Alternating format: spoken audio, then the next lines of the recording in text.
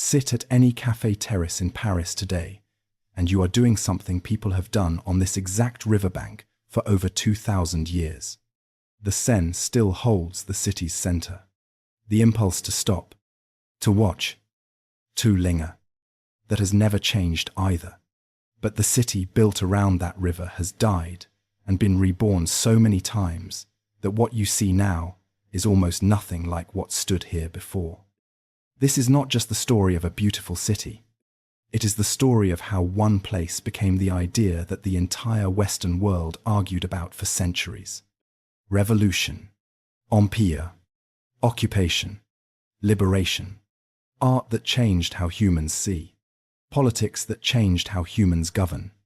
All of it happened here, on this bend, in a river, in a city that was never supposed to be this important. Let's go back to where it started. Chapter 1. The River People. Imagine you are standing on a narrow island in the middle of a wide river. It is sometime around 259 years before the birth of Christ. The water moves around you on both sides. The air smells of the river and the forest beyond it. There are perhaps a few hundred people on this island and on the banks around it, living in timber houses, tending fires, watching the water. You would not look at this place and think this is where one of the greatest cities in human history will be built. But you would understand, immediately, why people chose to stop here. The river narrows at this point. The island sits in the middle of that narrowing, close enough to both banks that crossing is possible with simple technology. Any person, any animal, any cart loaded with goods that needs to move north to south across this part of northern Gaul has to come through here, or travel a very long way around. The people who live on this island understand something that every great city in history has understood. Control the crossing, and you control everything that moves through it. The people living here called themselves the Parisii. They were a Celtic tribe, part of the larger network of Gauls, who occupied most of what is now France. They were not the largest tribe.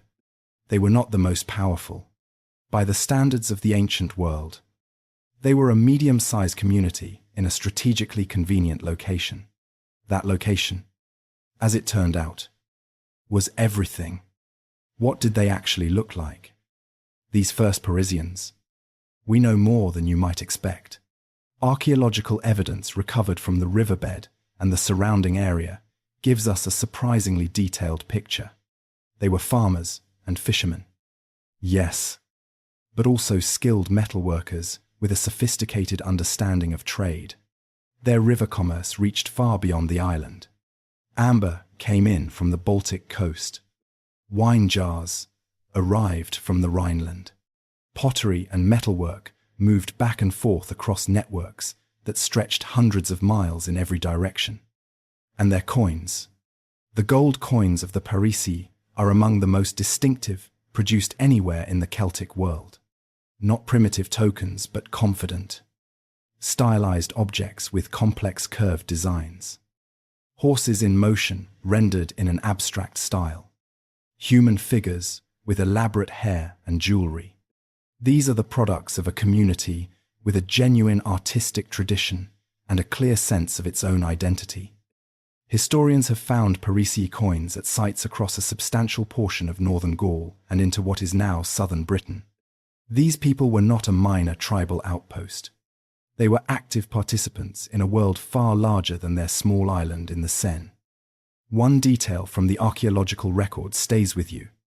Researchers working the riverbed over many decades have found extraordinary quantities of metalwork deposited in the water. Weapons, tools, ornamental objects, things that appear to have been placed there deliberately rather than lost by accident. The Seine, it seems, was not just a commercial asset to the Parisii. It was sacred. The river received offerings. It was, in some sense, the Parisii may not have had words for. The reason the city existed, and also the center of its spiritual life. 2,000 years later, Writers and painters would still be trying to describe what the river does to the city. What quality it gives the light. What feeling it produces at dusk when the water catches the last of the sun. The Parisii expressed that feeling by throwing precious metal into the water.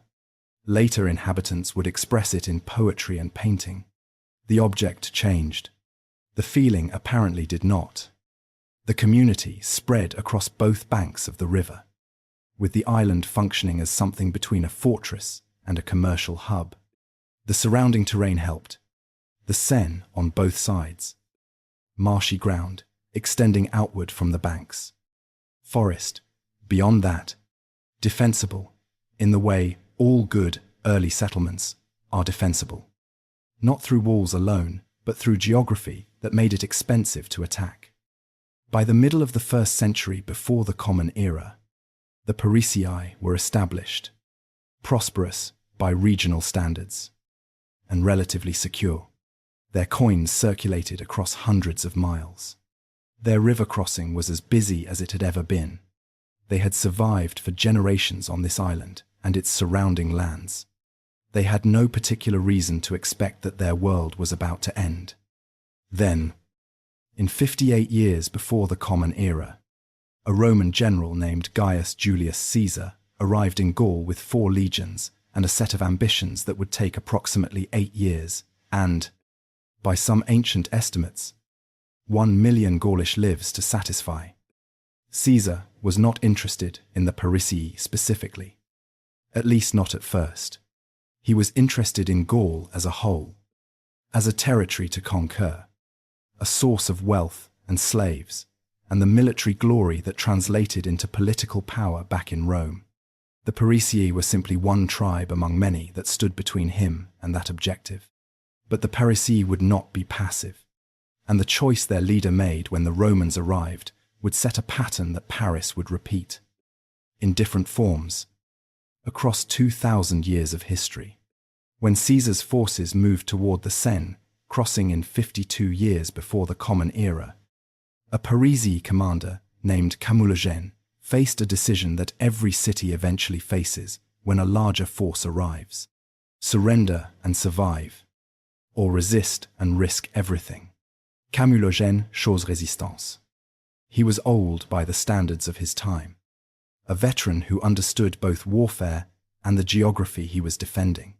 He positioned his forces in the marshes north of the river, using the terrain exactly as generations of Parisii had learnt to use it. Caesar's general Labienus found the direct approach blocked and had to maneuver carefully upstream to find a crossing. What happened next was an act of deliberate destruction that Paris would repeat at least twice more in its history. Camulogène, recognizing that the Roman crossing could not be stopped, ordered his own people to burn the bridges and destroy the settlement rather than let it fall intact into Roman hands. The Parisii burned what they had built. They gave the Romans rubble and ash rather than a functioning town. Camulogène himself died in the battle that followed, somewhere on the plain north of the river. His name survives because a few ancient sources mention him. Most of his people survived as individuals, absorbed into the new order that was coming, whether they wanted it or not. The Parisii, as a distinct political force, effectively ended there. But the crossing they had identified, the island they had inhabited, the river they had worked and worshipped, none of that ended. It was simply about to be organized differently. Rome had found the location. Now Rome would build a city. And in building that city, Rome would do what the Parisii had already done without knowing it. They would make a bet on a bend in a river. They would be right about that bet for reasons neither they nor anyone else could fully explain. And 2,000 years later, people would still be sitting on the banks of the Seine, watching the water, feeling something about this particular place that they could not quite put into words. The city that was never supposed to be important was about to become the most argued about city in the Western world. But first, it had to burn one more time. Chapter 2. Caesar and the burning city. Rome did not build cities out of sentiment. Rome built cities because cities were how you held territory. A road without a city at its junction was just a road. A river crossing without a permanent settlement was just a ford. The Romans understood, with the particular clarity of people who had conquered most of the known world, that permanent occupation required permanent infrastructure, and permanent infrastructure required a city. So they built one, and they built it in a way that still shapes how you move through Paris today. The settlement that rose from the ashes of the Parisii community was called Lutetia. The name most likely derived from a Latin or Gallo-Roman root related to mud or marshland, which tells you something honest about what the Romans thought of the terrain they were working with. The island in the Seine became the administrative core, and the south bank, the higher ground rising toward what is now the Latin Quarter, became the main area of urban development. The Romans built the way Romans always built, systematically, ambitiously, with a confidence in permanence that the people they had displaced could not have imagined. The street grid went in first. 2 main axes, one running roughly north to south, one running east to west, intersecting at a central point and organizing everything else around them. You can still walk those axes today. The north to south road is now the Rue Saint-Jacques and the Rue Saint-Martin. The alignment has not fundamentally changed in 2,000 years. Cars and pedestrians follow a path that Roman soldiers laid out sometime in the mid-1st century before the Common Era, and almost none of them are thinking about that as they walk. Along those streets, the familiar institutions of Roman urban life appeared one by one over the following decades. A forum, a basilica for legal proceedings and public business, Templars, and the public baths, the thermae, which served not just as places to wash, but as social centers where the business of the city happened informally, 2,000 years before the café became the defining institution of Parisian social life. The bathhouse was playing exactly the same role. Different building, same human need. The theatre came next, built into the slope of the South Bank Hill, using the natural gradient the way Roman engineers preferred. It could seat in the region of 10,000 people, which tells you something about the ambitions Rome had for this settlement. You do not build a 10,000-seat theatre for a minor outpost. Then came the amphitheatre, the Arène de Lutèce. This is the part of Roman Paris that most people can actually visit today. Tucked into a quiet residential neighborhood in the 5th arrondissement, partly excavated and partly restored. It sits in a way that seems almost accidental, a piece of ancient Rome embedded in a 19th century street grid, surrounded by apartment buildings and a small park where elderly men play pétanque on weekend afternoons. Stand inside it for a moment if you ever visit. Close your eyes and listen. The city noise fades slightly here, the way it does in places that have absorbed enough time to push the present back a little. The stone beneath your feet is old. The curve of the seating is still there. The arena floor is still below you. Somewhere in that silence, if you are the kind of person who listens for such things, you might catch the faintest echo of 15,000 voices that used to fill this space. Not a mystical experience, just the particular quality of a place where a great deal of human life has happened and left its mark in the stone. The population of Lutetia was already mixed in ways that would become a permanent characteristic of Paris. Excavations across the site of the ancient city have uncovered objects and inscriptions that point to people arriving from every corner of the Roman world. Merchants from North Africa and Syria, soldiers recruited from the Rhine frontier, craftsmen from the Iberian Peninsula, votive objects dedicated to deities from half a dozen different religious traditions, placed in the same soil, within a few meters of each other, their offerings mingling in the earth, the way the people who left them had mingled in the streets above. From its earliest Roman phase, the city that would become Paris was already a place where people from very different places ended up living next to each other and making something new. That pattern, established within a generation of the city's founding, has never fundamentally changed. By the late 3rd century, the Roman Empire was showing the strains that would eventually destroy it. In the year 275, the city was sacked by Germanic raiders. Rather than rebuild on the scale of the previous city, the surviving population retreated to the island. The South Bank's grand public buildings were partly dismantled, their stone used to build defensive walls around Ile de la Cité. The ambitious urban project was contracting, but not dying. Not yet. In the year 360, a young Roman general named Julian was proclaimed Augustus by his troops at Lutetia. He reportedly loved the city, wintering here repeatedly and writing about it with genuine affection that survives in his letters.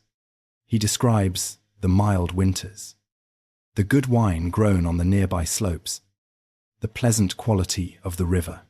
For a few years, Lutetia was the seat of an emperor. That was the highest status any city in the Roman world could achieve. Julian's time in the city also marked something else changing. Roman writers increasingly called the settlement Parisii rather than Lutetia, using the name of the tribe whose home had preceded the Roman city. Lutetia, the Roman project, was gradually becoming Paris, the place, defined less by its imperial infrastructure than by its river, its location, and the people who had always lived there. But something else was growing in this Roman city that would matter far more than its streets or its theatres. A community of Christians had taken root in Lutetia by the 3rd century, meeting quietly at first, growing steadily, and one member of that community would give Paris one of its most enduring stories. Around the year 250, a man named Denis arrived in the city as a missionary bishop, sent according to later tradition from Rome to bring Christianity to northern Gaul. He preached, he built a community, and then, under the persecutions of Emperor Decius, he was arrested, taken to the hill north of the city, and beheaded. What the tradition that grew up around his death says happened next is one of the stranger stories in Parisian history. Denis, the story goes, picked up his own severed head and walked several miles north, preaching as he went, until he finally lay down and died at a spot that would later become the Basilica of Saint-Denis. The historical Denis almost certainly existed. The walk with the severed head belongs to the literature of saints rather than documented history.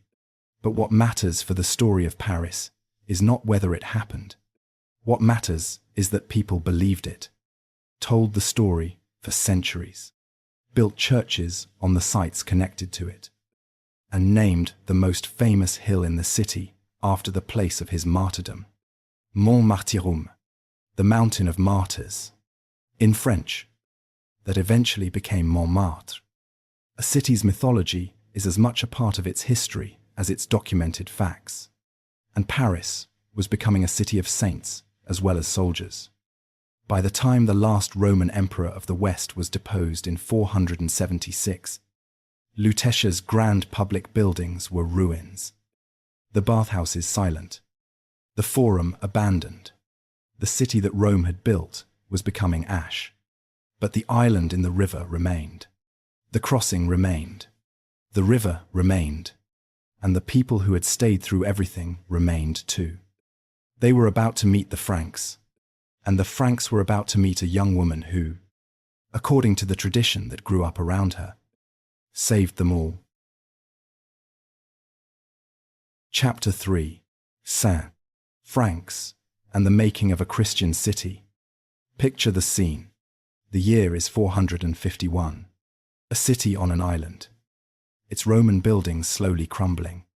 Its population smaller than it had been a century before. And coming from the east, moving through Gaul like a fire through dry grass. An army that has already destroyed everything in its path. The army belongs to Attila, ruler of the Hunnic Empire. The civilian population of the Paris basin has every rational reason to pack what they can carry and run. Most of them are preparing to do exactly that. The roads west are crowded with people and animals, and carts loaded with whatever can be moved quickly. The smell of fear is in the air, as real as smoke.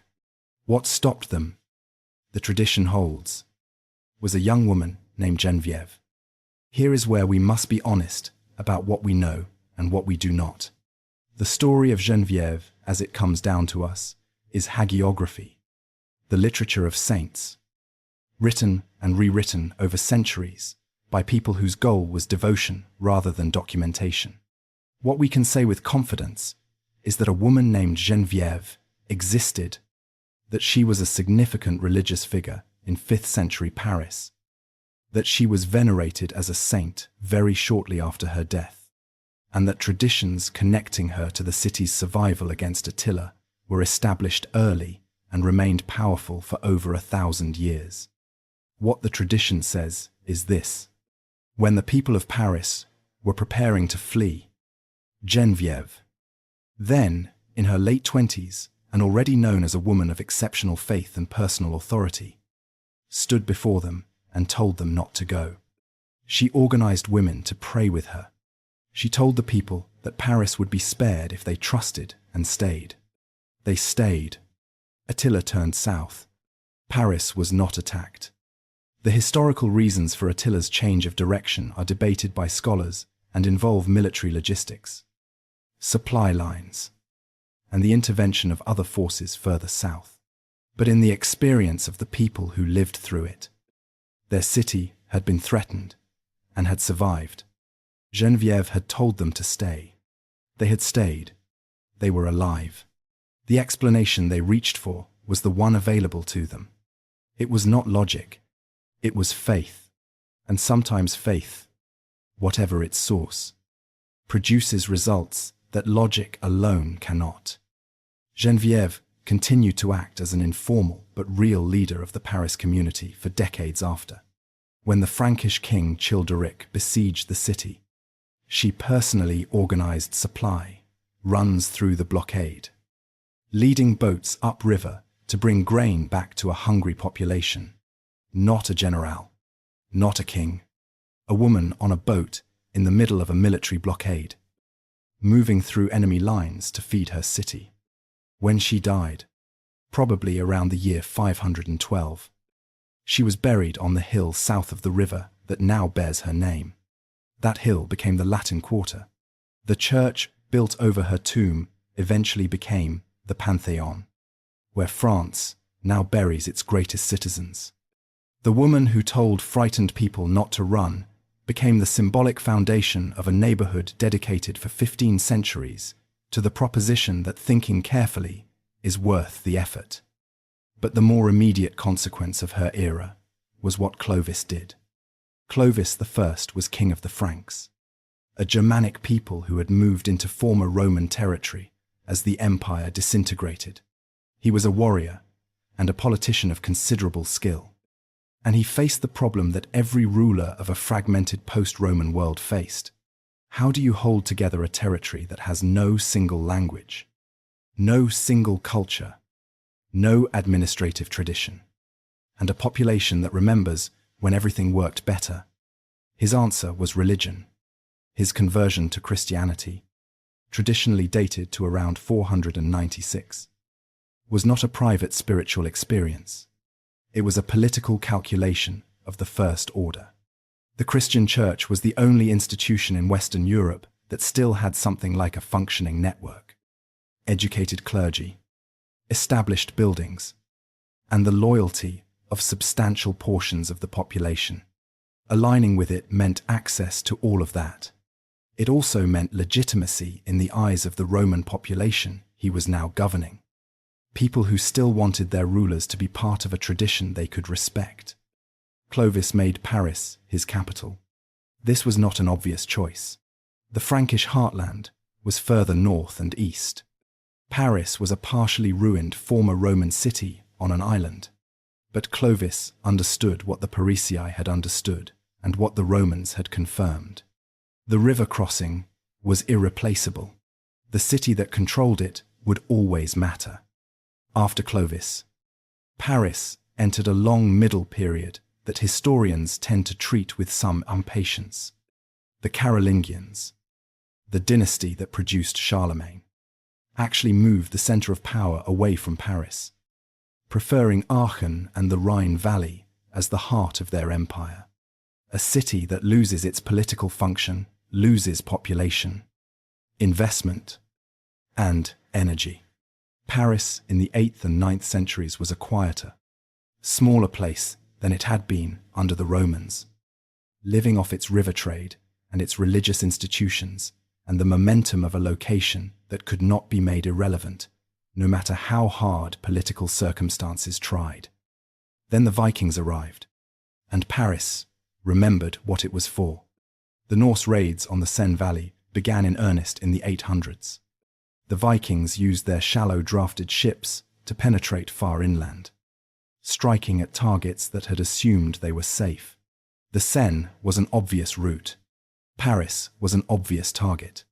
Wealthy, accessible by water, and defended by forces better suited to land warfare than to mobile river attack. The raids of 842 and 851 were devastating. The settlement on the left bank was burned. The population fled. Paris looked, in those years, like a city being destroyed rather than becoming a capital. But then came the siege of 885 and 886, and everything changed. A Viking fleet of, according to contemporary accounts, several hundred ships and tens of thousands of men arrived in the Seine and demanded passage upriver and the payment of tribute. The figure of 40,000 men is almost certainly an exaggeration, as medieval chroniclers routinely inflated enemy numbers to make subsequent resistance more impressive. But the fleet was large, the threat was real, and the people of Paris, led by their bishop Goslin and a warrior count named Odo, refused. They refused for 11 months. Listen to what that means. No relief from the outside. No certainty that help was coming. Constant repair of damage done to the bridge towers overnight. Cold. Hunger. The knowledge that the force on the other side of the water was larger than anything the city could match in open battle. And still, 11 months of refusal. Odo, who led the military defense, became a hero of such magnitude that his family was eventually elevated to the throne of France. His descendant, Hugh Capet, founded the dynasty that would rule for 3 centuries. The siege that looked like a catastrophe was, in the long perspective of history, the event that created the political conditions for medieval France. For Paris specifically, the siege did something else. It established, in the most visceral possible way, what the city was worth defending. The people who held that island had decided that this place was worth dying for, not because a king ordered them to, because they had decided it themselves. That decision, made in the cold autumn and winter of 885, echoed forward through every subsequent crisis in the city's history. Paris had been threatened before. It had burned before. But this was the first time the city chose to resist with everything it had. Consciously, collectively, knowing what the choice meant. The Frankish and Carolingian centuries had given Paris its Christian identity and its patron saint. The Viking siege had given it something harder to define, but equally permanent. A sense of itself as a place that did not give up. What came next would give it wealth, population, and the physical monuments that still define its skyline. The medieval centuries were coming, and with them, Paris was about to become something that even its most ambitious previous inhabitants could not have imagined. One of the largest and most powerful cities in Latin Christendom. Chapter 4. The Medieval Colossus. There is a moment in the history of every great city when everything arrives at once. Population and money and ambition and faith all converge in the same generation. And what emerges is fundamentally different from what entered. For Paris, that moment came in the late 11th and 12th centuries. And what it produced was not simply a larger city. It was the center of a civilization. It did not happen by accident. The Capetians, the family that Hugh Capet had founded when he was elected king of the Franks in 987, had spent their first century mostly surviving. Their actual territory was small. Their authority over the great nobles of France was limited, and their grip on power was never entirely secure. But they held Paris. And holding Paris, as everyone from the Parisii to the Romans to the Vikings had demonstrated, meant holding something that could not be made irrelevant. The king who first truly understood what Paris could become was Louis VI, who ruled from 1108 to 1137. Not a romantic figure, a fighter and an administrator. A king who spent most of his reign on horseback, suppressing rebellious nobles. But he understood that a city was an economic engine, and that an economic engine needed protection and investment to run at full capacity. He gave the merchants of Paris formal guarantees of their trading rights. He made Paris safe enough and profitable enough that people began arriving in larger numbers. His grandson, Philippe Auguste, transformed it entirely. Philippe Auguste reigned from 1180 to 1223, and the Paris he left behind when he died was almost unrecognizable from the Paris he had inherited. He gave the city a proper wall enclosing both banks of the river, a new fortress at its western edge that would eventually become the Louvre, and paved main streets, the first in the city's history. A contemporary chronicler records that Philippe Auguste ordered the paving because the smell from the unpaved streets was reaching his palace windows. Medieval urban improvement, it turns out, was sometimes motivated by exactly the same forces that motivate it today. But the physical transformation was only part of what Philippe Auguste did. He also, perhaps without entirely intending to, made Paris the intellectual capital of Europe. The University of Paris grew out of the cathedral schools that had been gathering students and teachers on the left bank since the early 12th century. Scholars came from across Europe to study and argue on that South Bank hill.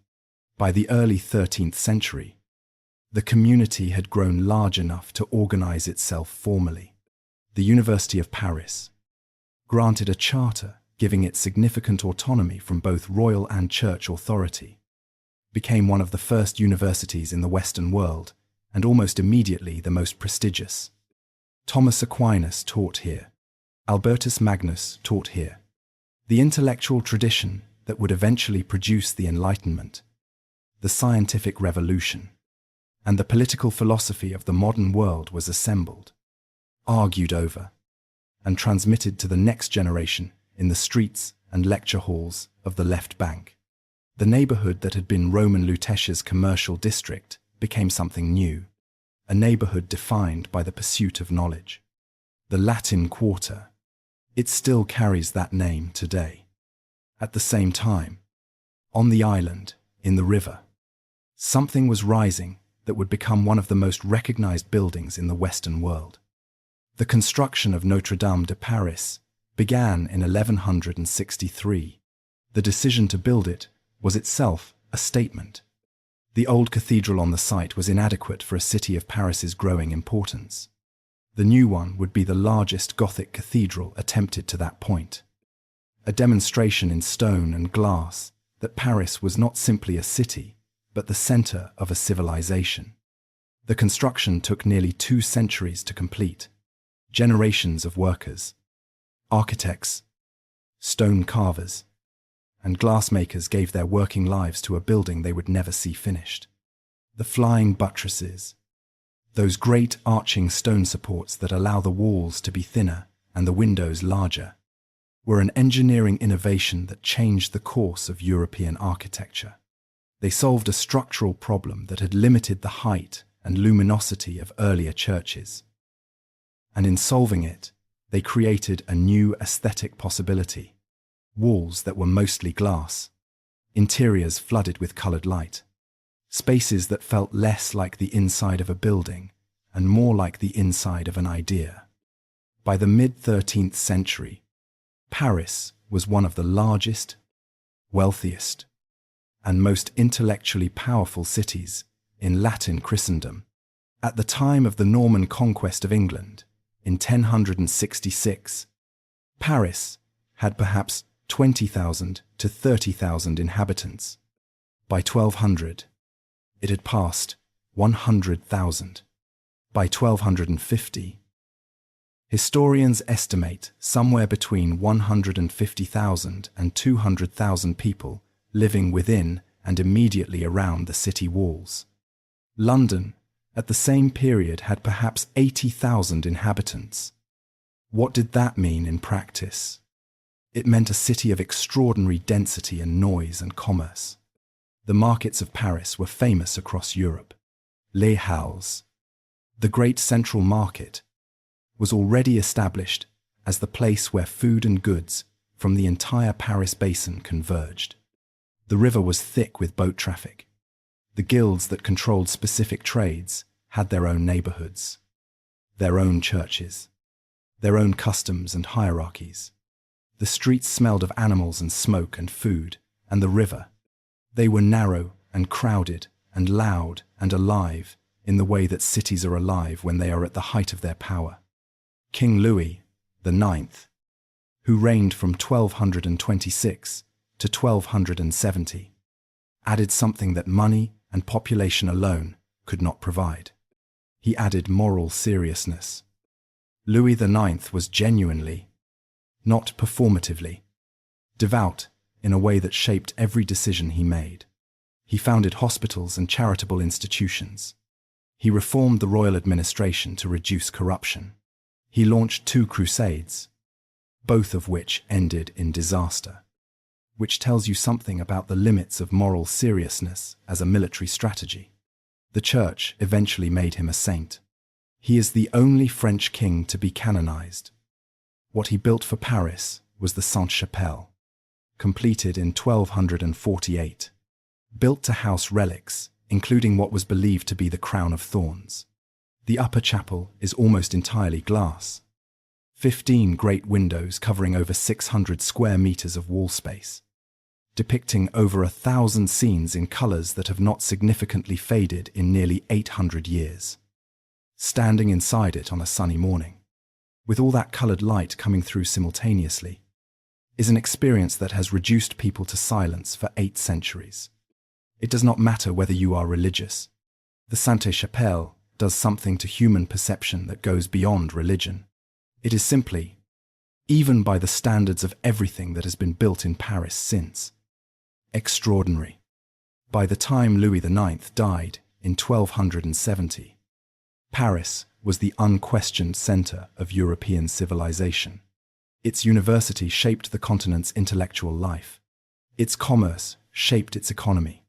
Its buildings demonstrated what ambition and faith and sustained investment could produce.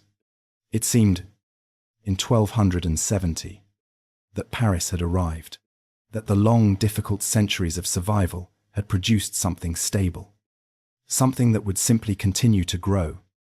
Then, 78 years later, ships arrived at the mouth of the Seine, and on those ships, something invisible, something that moved faster than any army and killed more thoroughly than any weapon the medieval world had ever produced.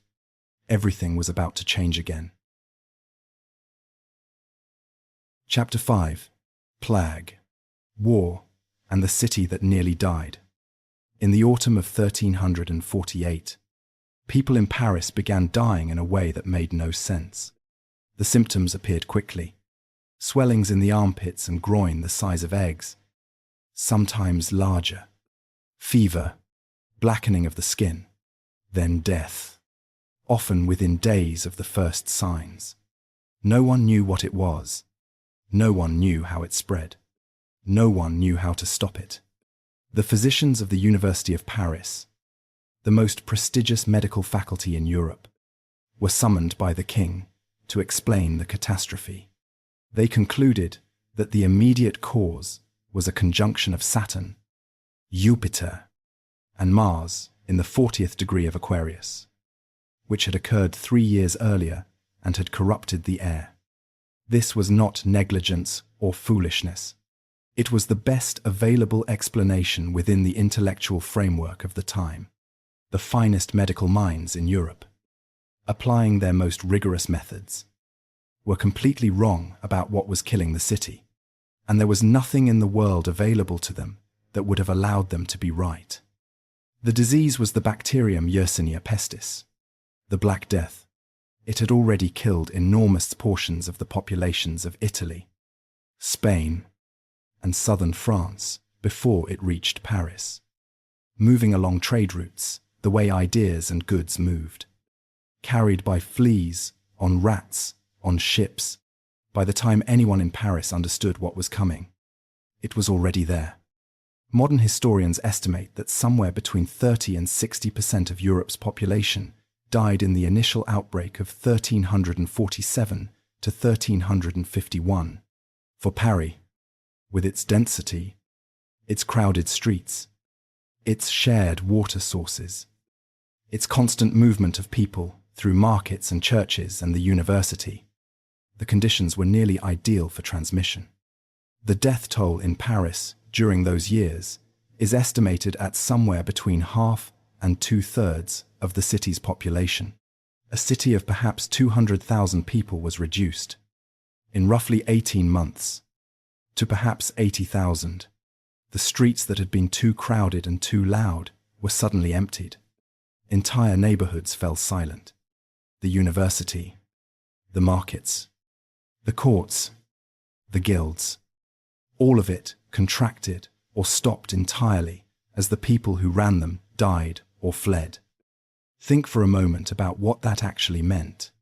You wake up one morning and your neighbor is sick. A week later, your neighbor is dead. The week after that, 3 more people on your street are dead. The priest who comes to give last rites gets sick himself. The physician who charges more than you can afford does nothing useful and also gets sick. There is nowhere to go that is safe because no one knows what safe means. There is nothing to do that helps because no one knows what helps. The only thing you know for certain is that the people around you are dying and you do not know if you are next. Sit with that for a moment.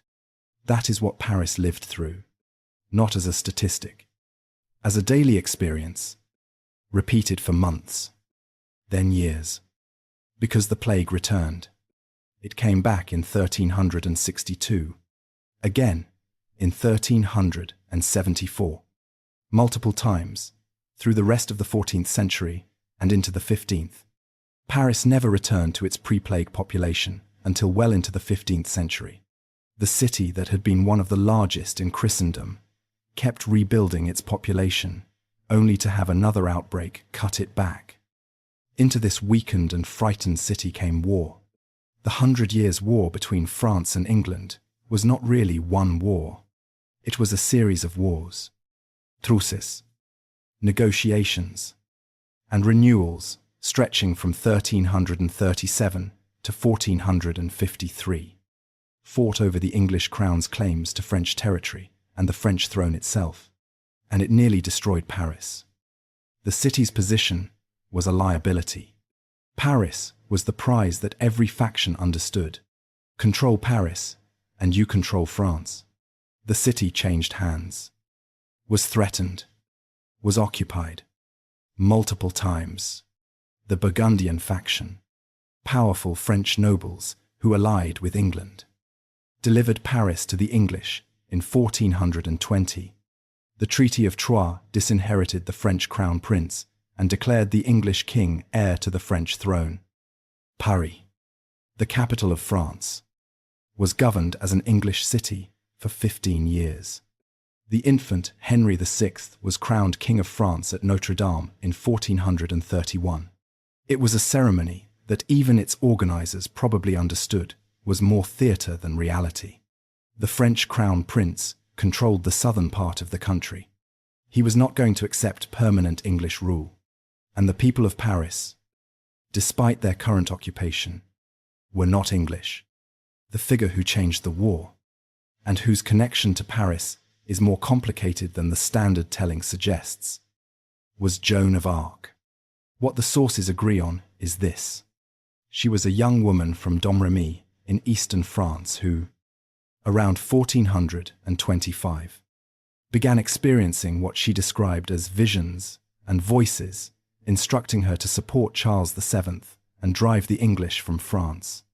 She was examined by theologians who found no reason to disqualify her. She was given a role in the French military effort. She was present at the relief of Orléans in 1429. A genuine turning point in the war. She pushed for the coronation of Charles at Reims, which gave the French cause a legitimacy it had been lacking. And then she came to Paris. In September of 1429, Joan led an assault on the city's northern gate. She was wounded by a crossbow bolt. The assault failed. Paris did not fall. Most people do not know this. The image of Joan of Arc as France's liberator sits uneasily with the fact that Paris was one of her significant military failures. But it is true, and it matters for the city's story. Paris, even under English occupation, resisted the French champion who came to liberate it. Cities are never simply passive. Paris was always a force in its own right, capable of resisting even those who came in the name of liberation. For reasons that were complicated and human and impossible to reduce to a simple narrative, Joan was captured by the Burgundians the following year, handed to the English, tried for heresy, and burned at Rouen in 1431. She was 19 years old. The English were eventually expelled from Paris in 1436. Not through conquest, but through negotiation. Paris changed its mind about who it wanted to be governed by. That is a different thing from being taken by force. And the difference tells you something true about the city. The decades that followed were a slow and painful reconstruction. Parts of Paris were described by contemporary observers as nearly abandoned, houses falling into ruin, fields growing within walls that had once enclosed one of the most densely populated cities in Europe. The university had lost scholars. The markets were a shadow of what they had been. But the river remained. The crossing remained. The location that no amount of plague or war or occupation could make irrelevant remained. By the end of the 15th century, Paris was growing again. The population was rising. The markets were busy. The crisis that had lasted for over a century was finally, slowly, ending. What came next would bring to Paris the most glittering and the most terrible century of its existence. A French king who had fallen in love with Italy was about to bring the Renaissance north across the Alps. New art, new architecture, new ideas about what human beings could create. And with all of that beauty, a night of blood that Paris would never fully forget. Chapter 6. Renaissance, Blood, and the Splendor of the Valois. There is a story told about Leonardo da Vinci's last days. He was living in a small chateau in the Loire Valley, a guest of the French king, an old man far from Florence, working on projects that may or may not have included a painting called the Mona Lisa in its final form. When he died in 1519, the King of France was reportedly at his bedside. Whether that is literally true cannot be confirmed from the surviving evidence. But the story persists because it captures something real about the relationship between France and the Italian Renaissance, and about the particular king who made it happen. His name was François I. François came to the throne in 1515 at the age of 20, and he reigned until 1547. He was physically large, charismatic, intellectually curious, extravagant to a degree that alarmed even the people who benefited from it, and possessed of a quality that the best patrons always have: the ability to recognize genius in others and attract it toward himself. He invited Leonardo to France. He employed Benvenuto Cellini. He brought Italian craftsmen and architects across the Alps in numbers that transformed French visual culture within a generation. But what he did to the Louvre changed Paris forever. The Louvre, in the early 16th century, was still essentially the fortress that Philippe Auguste had built 3 centuries earlier. Towers, thick walls, designed for defense rather than display. François decided that the capital of France deserved something different. He began the transformation of the Louvre from a fortress into a palace, bringing in architects trained in the Italian Renaissance style and demanding a building that reflected the new aesthetic vocabulary he had absorbed from his time in Italy. The project he began would not be finished, in any meaningful sense, for another 3.5 centuries. The Louvre that millions of people visit today, with its classical facades and its famous glass pyramid in the courtyard, is the descendant of what François started with a 20-year-old king's ambition and Italian architect's drawings in 1515. Few building projects in history have had longer lifespans or more complicated biographies. Beyond the Louvre, François remade French intellectual life. He founded the Collège de France in 1530, an institution dedicated to teaching and research outside the constraints of the existing university system, which still exists and still operates today. He made French the official language of royal administration in 1539, replacing Latin, a decision whose consequences for the development of the French language and French national identity were enormous. He collected art on a scale no French monarch had attempted before, but the Renaissance in France carried a shadow that it took a long time for anyone to fully see. The same intellectual energy that produced new art and architecture also produced new theology: the Reformation. Martin Luther's challenge to the authority of the Catholic Church beginning in 1517 spread rapidly through France among exactly the people you might expect: the educated, the literate, people who had access to the new printed books, moving Luther's arguments across Europe faster than any previous technology could carry them. By the 1530s and 40s, there was a substantial Protestant community in France, known as Huguenots, and the French crown's relationship with that community was growing increasingly tense. The tension had a specific geography in Paris. The city was overwhelmingly Catholic. The university was a bastion of Catholic orthodoxy. The Parisian population had a long history of violent hostility toward anyone perceived as threatening the established religious order. The Protestants were not primarily a Parisian population. Their strength was in the south and west of France, but they were present in Paris, and their presence was a provocation that the city's Catholic majority found increasingly intolerable as the decades passed.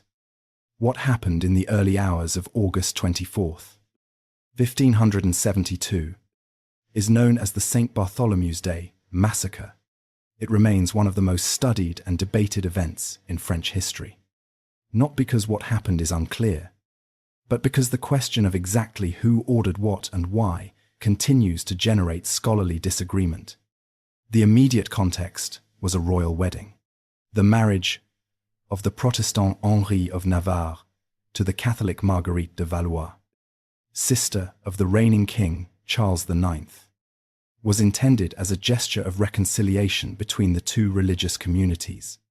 Protestant nobles had come to Paris in large numbers to attend. The concentration of Protestant leadership in the city at a single moment was unprecedented.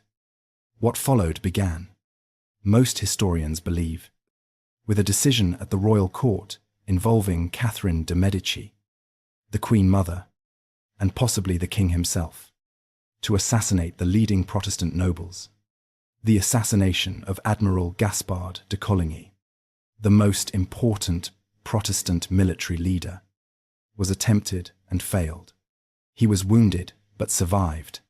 The decision was then made to complete the job. What happened next went beyond any royal order. The Catholic population of Paris, wound tight by decades of religious tension, by sermons describing Protestants as agents of the devil, by accumulated fear and hatred, erupted into mass violence that the royal authorities could not control, and initially did not try to control. For 3 days, Paris killed its Protestants. Historians estimate that somewhere between 2,000 and 3,000 Protestants were killed in the city in those 3 days. The violence then spread to other cities across France, and the total death toll in the weeks that followed is estimated at somewhere between 5,000 and 30,000 people, with the uncertainty reflecting the genuine difficulty of reconstructing events from incomplete and partisan sources.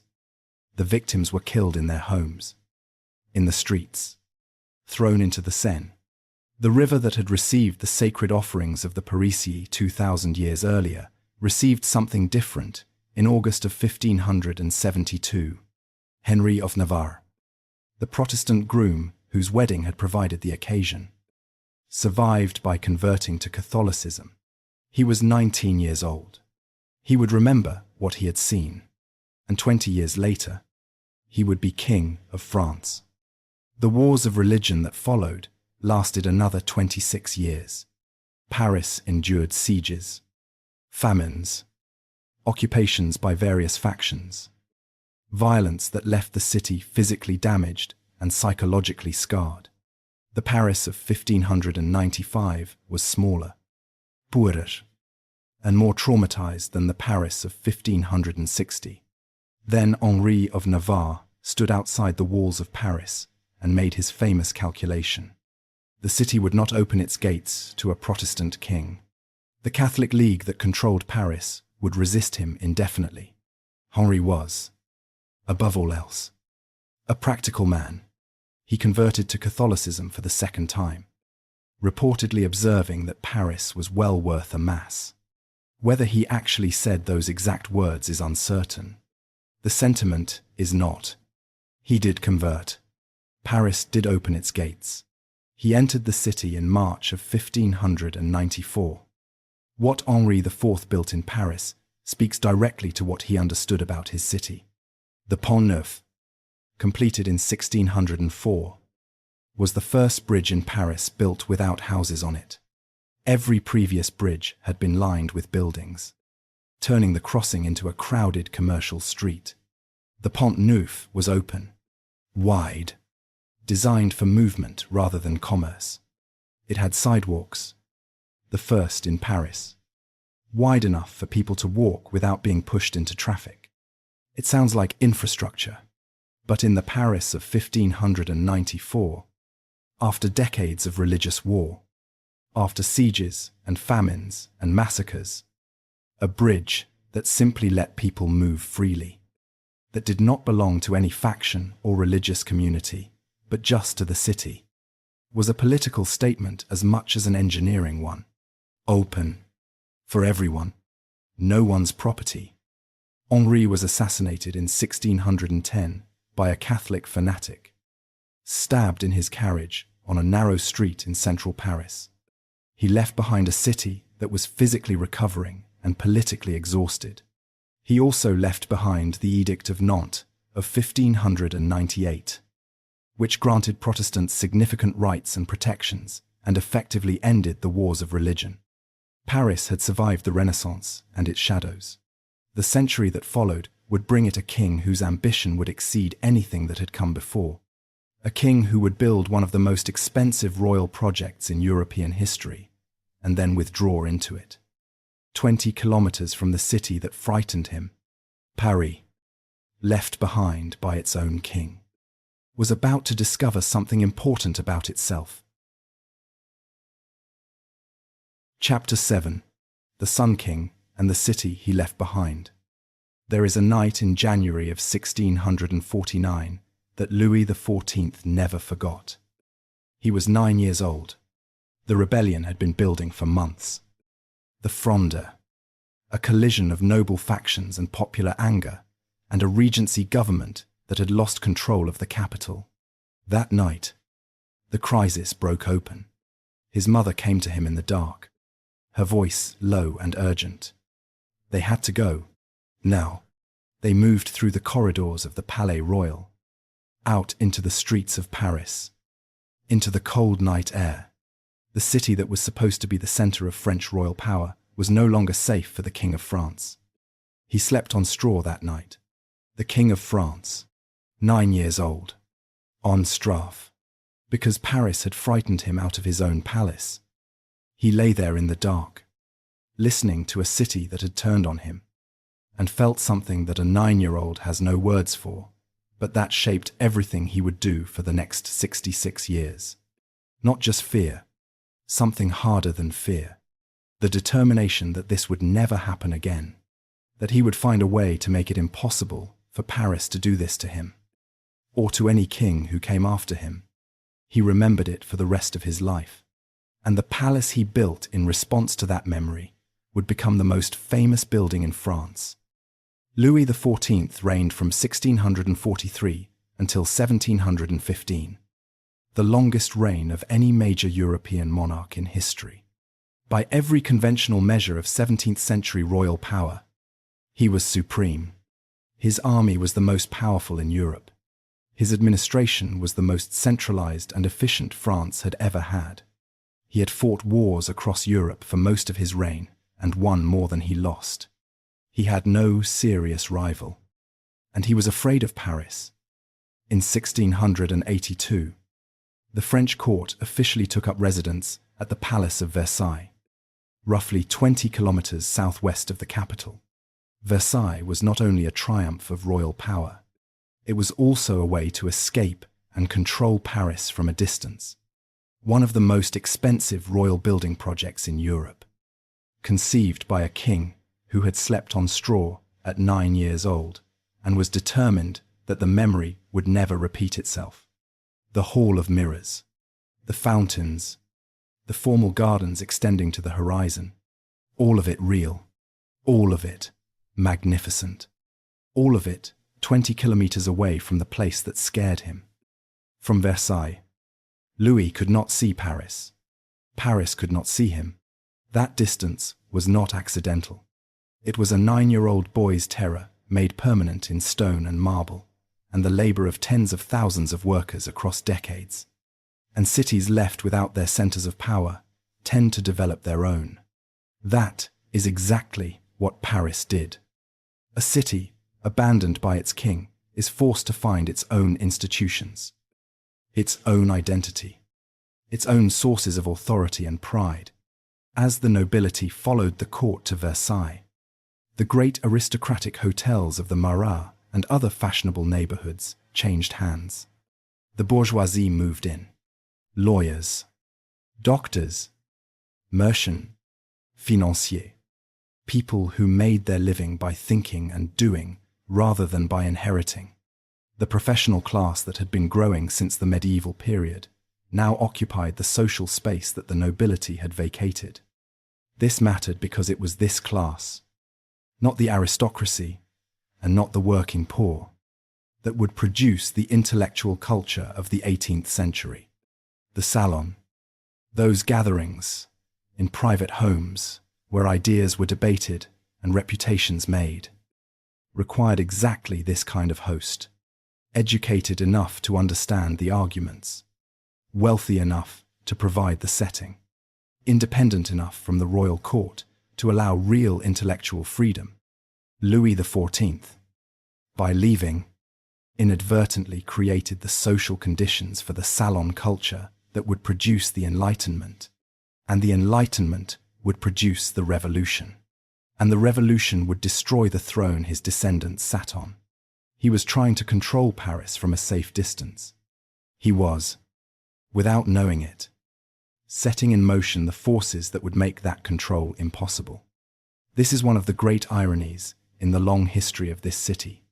Paris transforms every attempt to contain it into an opportunity for the thing the container was trying to prevent. The Romans built a city to hold their conquest and produced a place that outlasted Rome. Louis built Versailles to be safe from Paris and produced an intellectual climate in Paris that would eventually bring down the monarchy. The pattern is not mystical. It is what happens when you concentrate human energy and intelligence in one place and try to direct it from a distance. Louis did not ignore Paris entirely. He understood that Paris was the face France presented to the world, and he wanted that face to be magnificent. The Hôtel des Invalides, completed in 1676, was a hospital and residence for wounded soldiers, an idea with almost no precedent. Its golden dome, added in the 1690s, became one of the defining elements of the Parisian skyline. Napoleon's tomb is there now, which creates the odd historical situation of one of France's most ambitious rulers being buried in a building constructed by another of France's most ambitious rulers, each having spent most of their energy trying to dominate Europe. The Place Vendôme, laid out in the 1690s, established a new standard for urban planning. Not just a square, a statement about what a city could look like when it was designed rather than accumulated. The uniform facades, the octagonal shape, the calculated grandeur of the whole, were meant to reflect royal glory. What they actually produced was an enduring model of how to create a public space that feels both monumental and human at the same time. The Tuileries Gardens, reorganized by the landscape designer André Le Nôtre in the 1660s, brought the formal garden aesthetic of Versailles to Paris with one crucial difference. They were open to the public. Parisians could walk in gardens designed to the same standard as the gardens of the most powerful king in Europe. That accessibility was perhaps not what Louis had primarily intended, but it was the message Paris received. Louis XIV died in 1715 after a reign of 72 years. He left behind a France exhausted by his wars, a treasury nearly bankrupt, and a court system that had absorbed enormous resources and talent for 3 decades.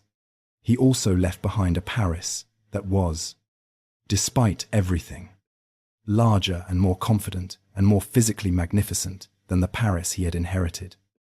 But the France he left behind was a country sitting on contradictions that no amount of royal magnificence had resolved. A peasant population that was often hungry, a tax system that exempted the nobility and the church and fell almost entirely on those least able to pay, an educated middle class that had been reading philosophy that was reshaping political thought across the Atlantic, a king of 5 years old on the throne, and a city of 600,000 people, many of them poor, many of them angry, all of them talking. There is a particular quality to a city where a great many people with nothing to lose are having conversations about who has power and why. Paris in the 1700s had that quality to an extraordinary degree. The cafes never closed. The arguments never stopped. The ideas that had been building for decades were reaching the point where argument alone was no longer going to be sufficient. Something was coming. Everyone in Paris could feel it, even if no one could quite say what shape it would take. The kings who followed Louis would all make the same mistake, just in the opposite direction.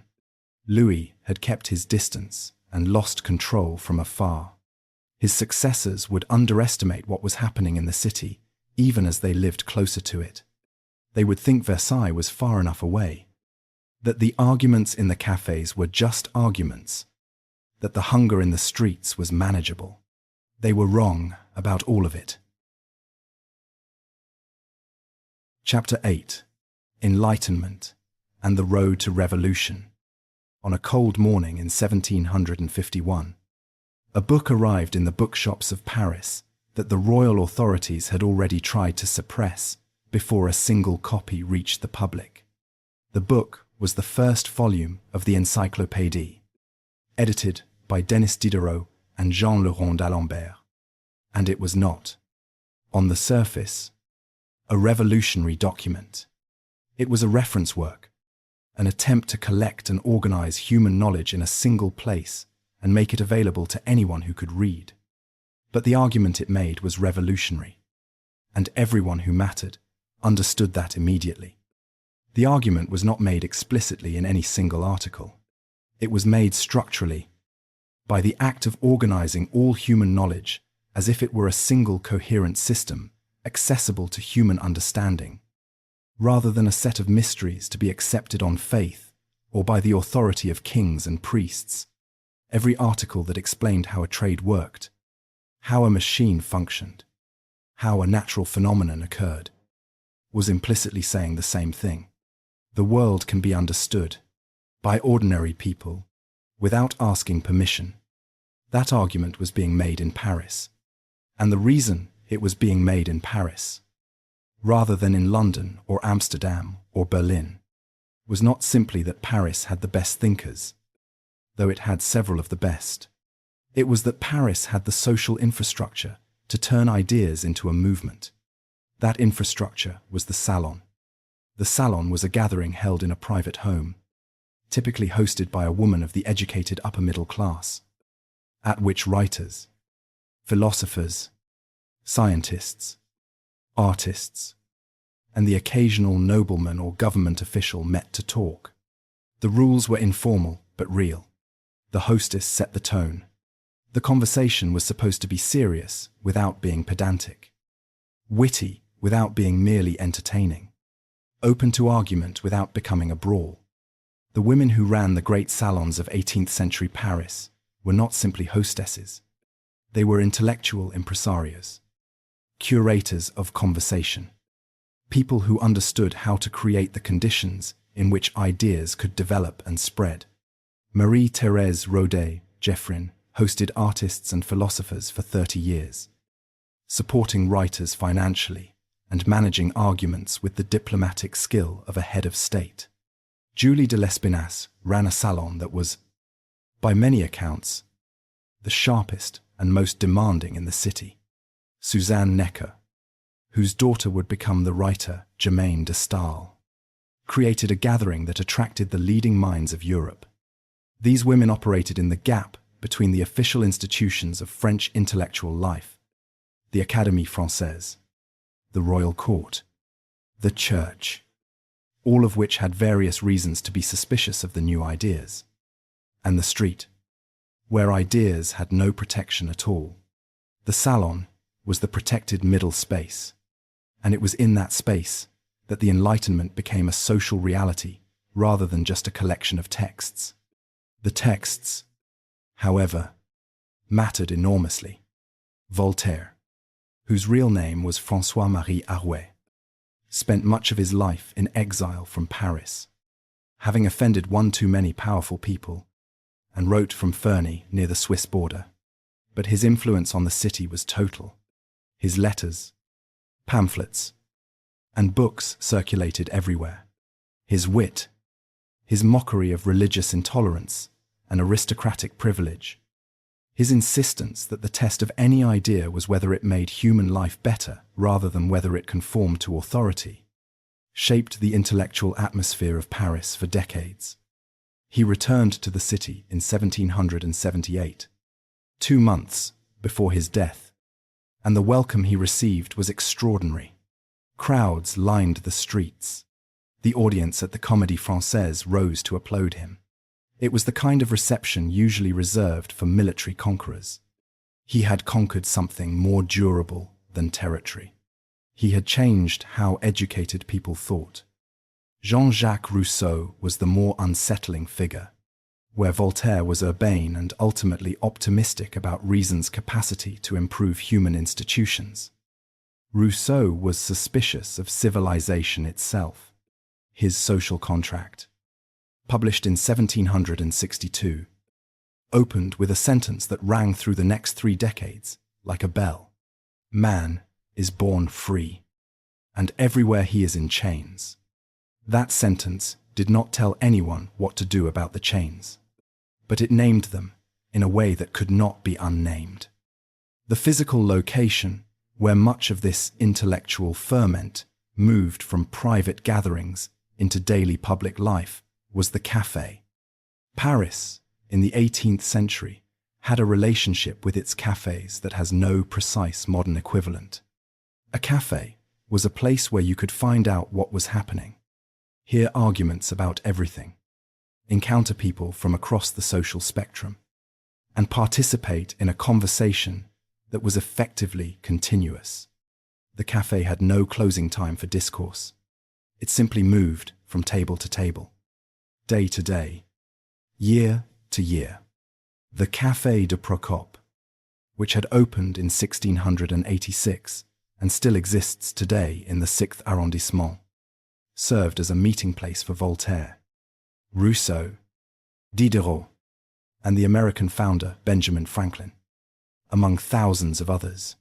The Palais Royal complex, where the absence of royal police jurisdiction made conversation even freer than usual, was by the 1780s a place where almost anything could be discussed openly. Political pamphlets attacking the king circulated under the arcades. Speeches were made in the gardens. The combination of commercial activity, intellectual freedom, and perpetual crowd made it the most politically energized space in Europe. It was in the Palais Royal, on July 12, 1789, that a journalist named Camille Desmoulins climbed onto a table, broke off a leaf from a tree, pinned it to his hat as a cockade, and urged the crowd to take up arms. 2 days later, the Bastille fell. But to understand why that moment was possible, you need to understand what had happened to the city in the decades before it. The population of Paris, by the 1780s, was somewhere between 600,000 and 700,000 people. It was one of the largest cities in Europe. It was also a city of extraordinary inequality. And that inequality had a spatial quality that made it impossible to ignore. The wealthy lived in the western districts, around the Palais Royal and the fashionable streets of the right bank. The poor lived in the eastern districts, in neighborhoods of overcrowded tenements, irregular employment, and chronic food insecurity. The food insecurity was the trigger. Bread was the primary food of the Parisian working class, and the price of bread was not a market abstraction. It was the difference between eating and not eating. When harvests were bad, when grain prices rose, when the mechanisms supposed to regulate the Paris bread supply failed, people went hungry, and hungry people in a city that had been reading Rousseau and Voltaire and listening to political speeches in the Palais Royal were a different kind of dangerous than hungry people who had no framework for understanding why they were hungry or who was responsible. The harvest of 1788 was catastrophic. The winter that followed was among the worst of the century. By spring of 1789, bread prices in Paris had reached their highest point in decades. Working-class families were spending as much as 80 or 90% of their income on bread alone.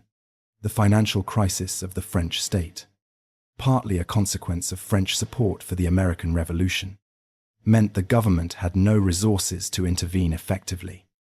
The connection between the American Revolution and what was about to happen in Paris is one that historians and political thinkers have noted repeatedly, not as a simple cause and effect, but as a conversation between two societies that were, at the same moment, asking the same fundamental questions about who should govern and why. France had sent money and soldiers to help create a republic across the Atlantic. The ideas that republic was built on had been shaped in part by conversations happening in Paris. Now those ideas were coming home. Thomas Jefferson, who served as American minister to France from 1784 to 1789, was in Paris for the entire period leading up to the Revolution. He walked these streets. He dined with philosophers and politicians. He observed the hunger and the anger and the intellectual ferment simultaneously. He wrote letters home describing what he saw with the particular clarity of someone watching history from close enough to feel its heat. The ideas that were about to reshape the Western world had been argued out in the cafes and salons of Paris for decades.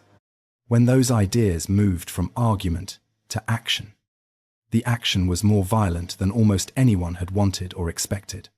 Paris was about to discover the difference between the idea of revolution and the reality of it. The difference, it turned out, was the guillotine. Chapter 9. Revolution, Terror and Napoleon. On the morning of July 14th, 1789, the streets of Paris were already moving before the sun was fully up. The previous 2 days had changed everything. The dismissal of the finance minister, Jacques Necker, seen as sympathetic to reform, had been the spark. Desmoulins had spoken in the Palais Royal. Crowds had clashed with royal cavalry in the Tuileries gardens. Military units assembled around Paris had convinced the city's population that armed force was coming to suppress them. Paris armed itself. The gunsmiths were stripped of their stock. The Hôtel de Ville was occupied. Muskets and pikes and whatever else could be found were distributed to whoever would take them. What the crowd needed on that July morning was gunpowder, and the gunpowder was in the Bastille. The Bastille was a fortress on the eastern edge of the city, built in the 14th century and subsequently used primarily as a state prison, a place where people could be imprisoned by royal order without trial. By 1789, it held exactly 7 prisoners, none of them political heroes. 4 of them convicted forgers. As a symbol of royal tyranny, it was, in practical terms, mostly empty. But, as a symbol, it was everything. Tall, dark, medieval, armed with cannon. It represented exactly what the crowd had decided it was fighting against. The garrison commander attempted to negotiate. The negotiations failed. The crowd surged forward.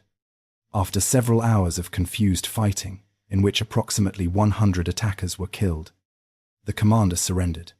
He was killed by the crowd before he could be taken into formal custody. The Bastille fell. When news reached Louis XVI at Versailles that night, a courtier reportedly told him it was a revolt. Louis replied that it was a great disturbance. The courtier responded, "No, sire, it is a revolution."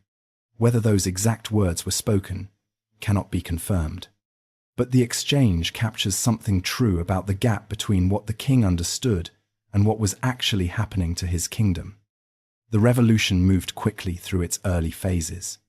The Declaration of the Rights of Man and the Citizen, adopted in August of 1789, was one of the founding documents of modern political philosophy. Men are born free and equal in rights. The principle of all sovereignty resides in the nation. Liberty consists in the freedom to do everything that does not harm others. These were not new ideas. They had been argued in the cafes and salons for decades. Written into a founding document, they became something different, a standard against which every subsequent action of the revolution could be measured, and often found wanting. In October of 1789, the women of Paris marched to Versailles. It began at Les Halles, the central market. Among the fishwives and market women, who were the most economically vulnerable and the most organizationally capable of the city's working-class population. They were hungry. The bread crisis had not resolved, and they were practical in a way that ideological revolutionaries often were not. They wanted bread, and they wanted the king in Paris, where they could watch him. They marched 12 miles to Versailles in the rain, carrying pikes and kitchen implements, and they brought the king back. Louis XVI and his family were installed in the Tuileries Palace in Paris in October of 1789. The revolution had moved the king back into the city he had been keeping at a distance. He was in Paris now. Paris could see him, and what Paris saw over the next 2 years was a king who could not decide whether to accept the revolution or resist it, appearing to cooperate while secretly seeking foreign intervention to restore his authority. In June of 1791, the royal family attempted to flee France. They made it as far as Varennes, a small town in eastern France. Before being recognized and stopped, they were brought back to Paris under escort. The image of the king, dressed as a servant, trying to slip away from his own country, destroyed whatever remained of his personal authority. He had been a weak king. Now he was a captured one. In August of 1792, the Tuileries Palace was stormed by a crowd. The Swiss guards defending it were massacred. The king was suspended from his functions and imprisoned. In September of 1792, as Prussian forces advanced, and the prisons of Paris filled with those arrested as suspected counter-revolutionaries, crowds broke into the prisons and killed somewhere between 1,100 and 1,400 people over 5 days. The September massacres were not ordered by the revolutionary government, though some members knew they were happening and did nothing to stop them. They were the expression of a specific kind of mass fear.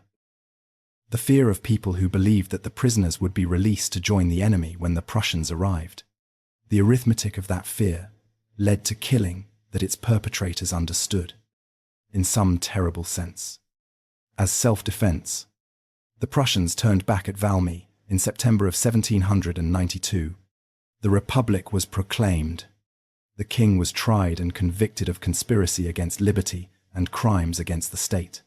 He was executed by guillotine on January 21st, 1793, in what was then called the Place de la Révolution and is now called the Place de la Concorde.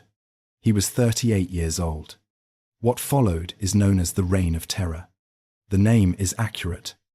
The Committee of Public Safety, which took effective control of the French government in spring of 1793, was a body of 12 men who governed France by emergency decree.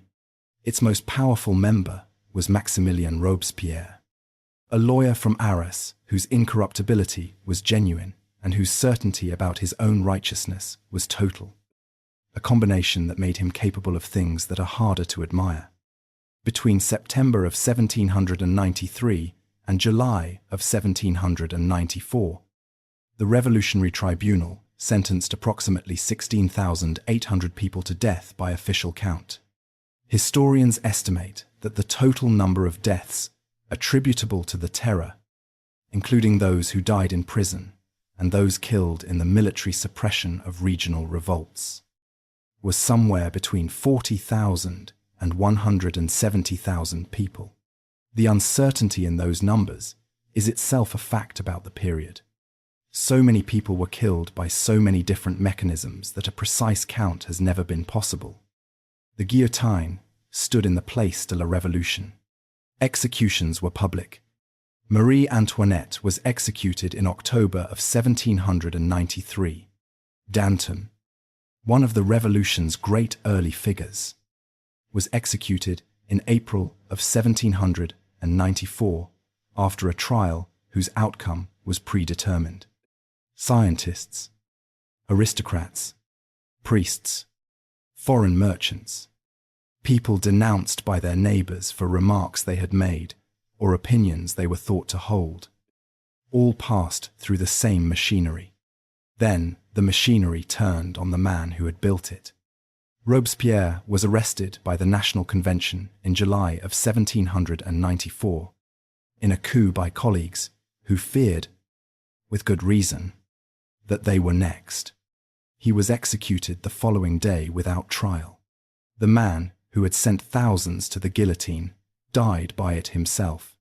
That date, the 9th of Thermidor, by the revolutionary calendar, became the name for the reaction against the terror. Thermidor became a word that political philosophers still use to describe the moment when a revolution turns against its most radical elements. What Paris looked like in the years after Thermidor is a city that had been through something it could not fully process. The population had declined. The economy was disrupted.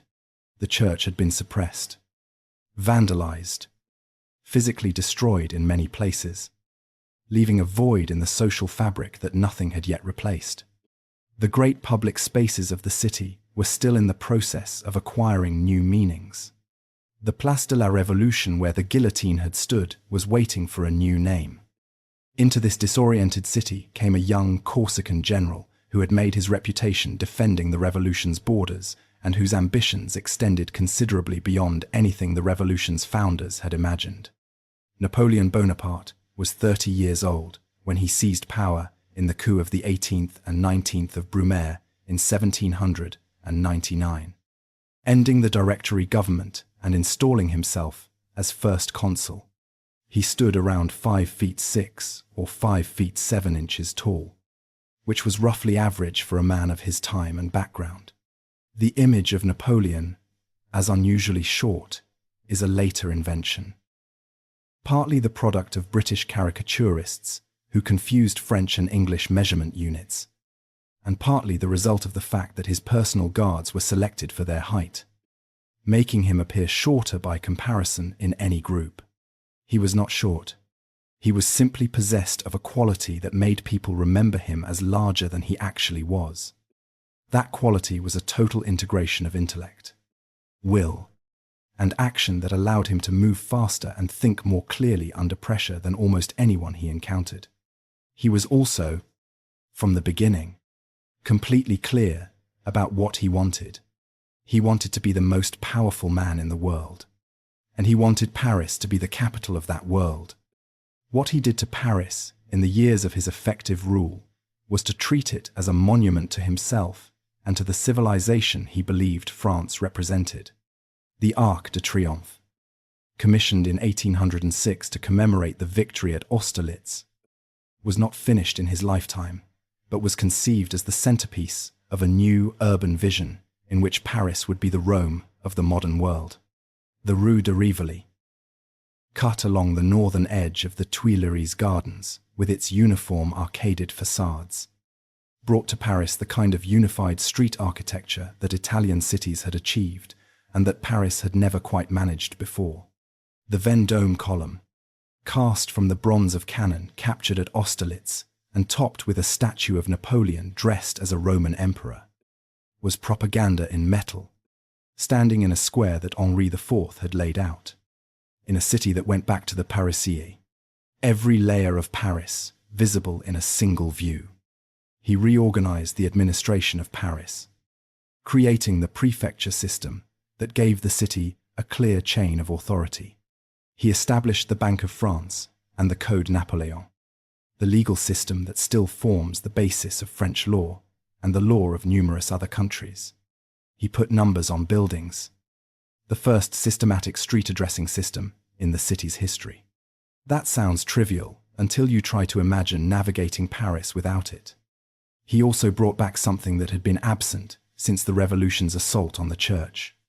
The Concordat of 1801 restored relations between France and the Catholic Church, reopened churches that had been closed, and gave French society back an institution that, whatever its political complications, had provided social cohesion and personal meaning for 1,000 years. Notre-Dame was reconsecrated. The bells began to ring again over Paris for the first time in years. For the people who heard them, that sound was something more than religion. It was the sound of a city returning to itself. Napoleon crowned himself Emperor of the French at Notre-Dame in December of 1804. In a ceremony of extraordinary theatrical ambition, he had invited Pope Pius VII to attend, and the Pope had come, which was itself a remarkable demonstration of power. But at the moment of coronation, Napoleon took the crown from the Pope's hands and placed it on his own head. The message was unmistakable and was almost certainly calculated to be exactly as unmistakable as it was. He had not been given his authority by the Church. He had taken it himself. He was accountable to no one above him. For 10 years after the coronation, the gamble seemed to be working. French armies were everywhere across Europe. Paris was the capital of a structure that looked, from certain angles, like the Roman Empire, reborn. Then came Russia. The campaign of 1812 ended with the Grande Armée entering Moscow to find it burning. Abandoned and impossible to hold, the retreat through a Russian winter killed more men than any battle had. The logic had changed. Napoleon was now fighting to survive rather than to expand. The difference was decisive. Paris fell to the Allied coalition in March of 1814, for the first time since the Vikings had threatened the city in the 9th century. A foreign army entered Paris in force. Napoleon abdicated and was exiled to Elba. He returned in 1815, the episode known as the 100 Days, and was finally defeated at Waterloo in Belgium in June of 1815. He spent the last 6 years of his life on the island of St. Helena in the South Atlantic, dictating his memoirs and constructing the myth of himself that would prove more durable than his empire. He died in 1821.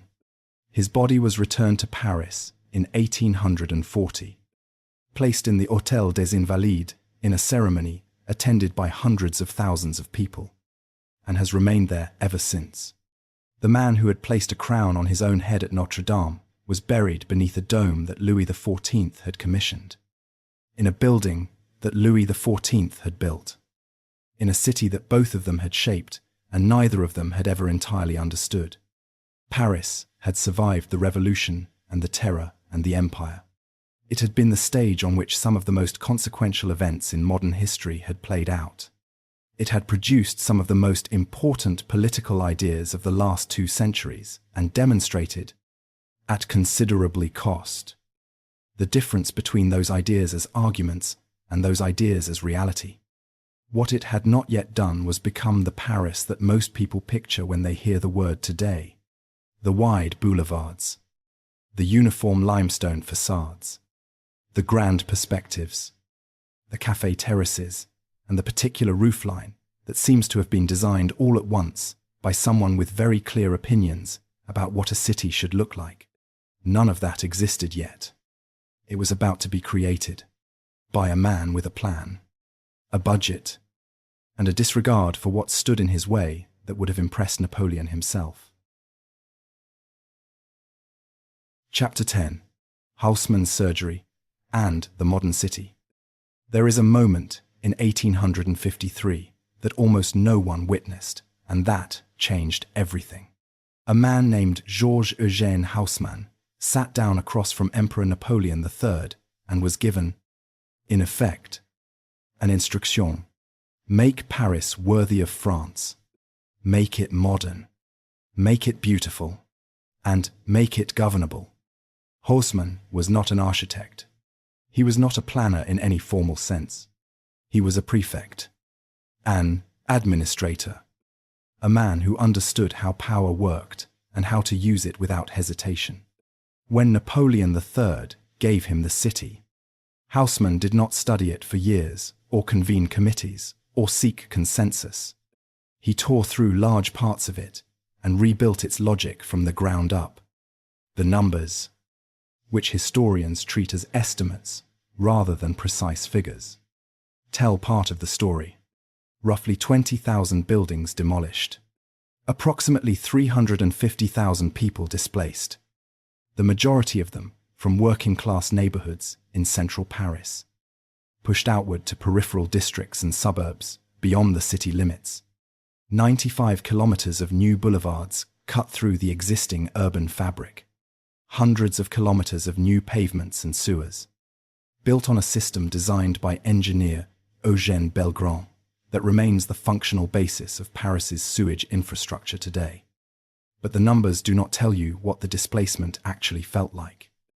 Picture one of the 350,000, a bootmaker living on the Ile de la Cité, in a building his father worked in and his grandfather before that. The street outside is narrow and dark and smells of the river and of the tanneries nearby and of the bread from the bakery across the alley. He knows every neighbor. He knows the sound of every cart on the cobblestones at dawn.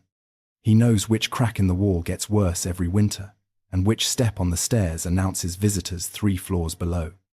One morning, a notice appears on his door. His building is to be demolished. He has a certain number of weeks to vacate. The compensation offered will not pay for a space of comparable size anywhere near where he currently lives. He will have to move to the periphery, to one of the new developments being built outside the old city boundaries, where the rents are lower because everything else is also less established, less connected, less alive with the accumulated texture of a neighborhood that has been building itself for centuries. He is not one person. He is 350,000 people who each received that notice in their own way and had to decide what to do with it. Haussmann did not do this because he loved Paris. He did it because Napoleon III needed Paris to be governable. And the Paris of 1853 was not governable in the ways that mattered to a government that had come to power through a coup. The old Paris, the medieval Paris of narrow streets and dense working-class neighborhoods, had produced barricades in 1789, 1830, 1832, and 1848. The barricade was a technology of the narrow street. You needed the close buildings, the paving stones, the tight corners, the ability to hold a small space against a large force with improvised defenses. Wide boulevards did not lend themselves to barricades. Artillery could move freely down a wide boulevard. Cavalry could charge.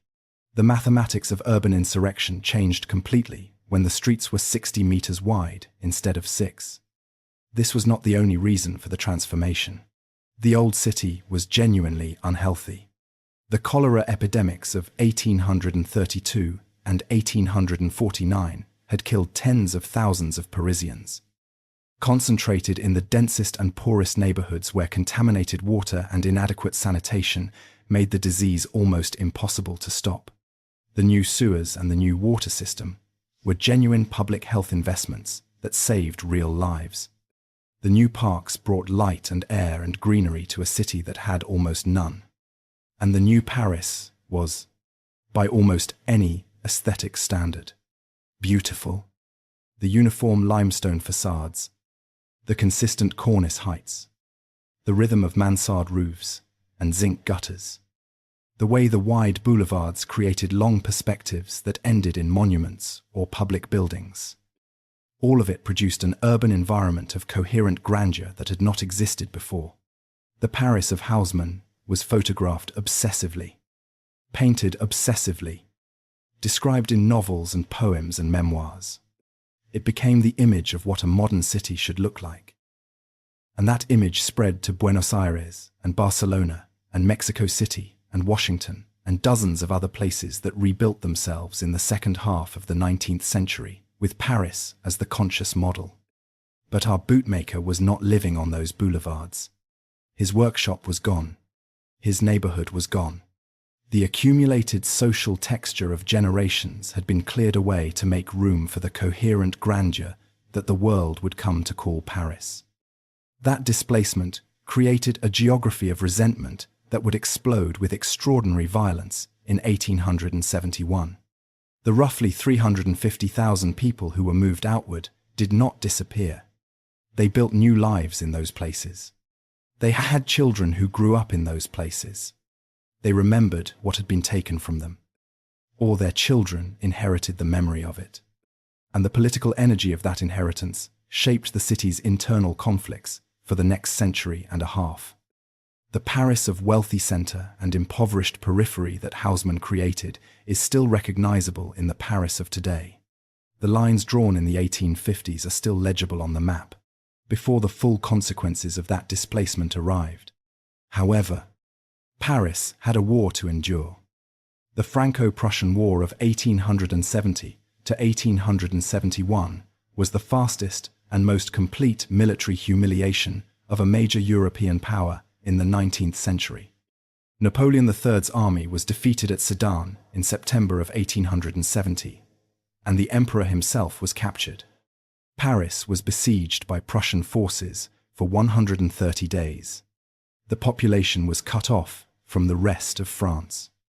reduced to eating cats, dogs, rats, and eventually the animals from the zoo. Contemporary accounts describe zoo animals being sold to butchers and appearing on restaurant menus at prices only the wealthy could afford. Paris was starving, and it was Paris. Even in extremity, there were price tiers. Paris surrendered in January of 1871. The Prussians marched briefly through the city down the Champs-Élysées. The armistice required France to cede the provinces of Alsace and most of Lorraine to the new German Empire, which was proclaimed at Versailles, in the Hall of Mirrors, in January of 1871. That act of deliberate, symbolic humiliation, the birth of unified Germany announced in the palace of France's greatest king, was not forgotten. It would not be forgiven for 70 years. Then, just as the Prussians withdrew, Paris turned on itself. The Paris Commune of 1871 lasted 2 months, from March to May, and was the most violent episode in Paris's internal history since the Terror. The Commune was a city government established by the working-class population of Paris in defiance of the conservative national government that had retreated to Versailles. It attempted social reforms that were, for their moment, radical: separation of church and state, worker cooperatives, free secular education. It was improvised, internally divided, permanently on the edge of administrative chaos, and for its participants, the most fully realized attempt to govern Paris according to the principles the revolution had proclaimed and never delivered. The national government's army entered Paris in the 3rd week of May. What followed, the Semaine sanglante, the bloody week, was street by street, block by block. The communards retreating through the eastern neighborhoods as government troops advanced from the west. Buildings burned. The Tuileries Palace was destroyed, never to be rebuilt.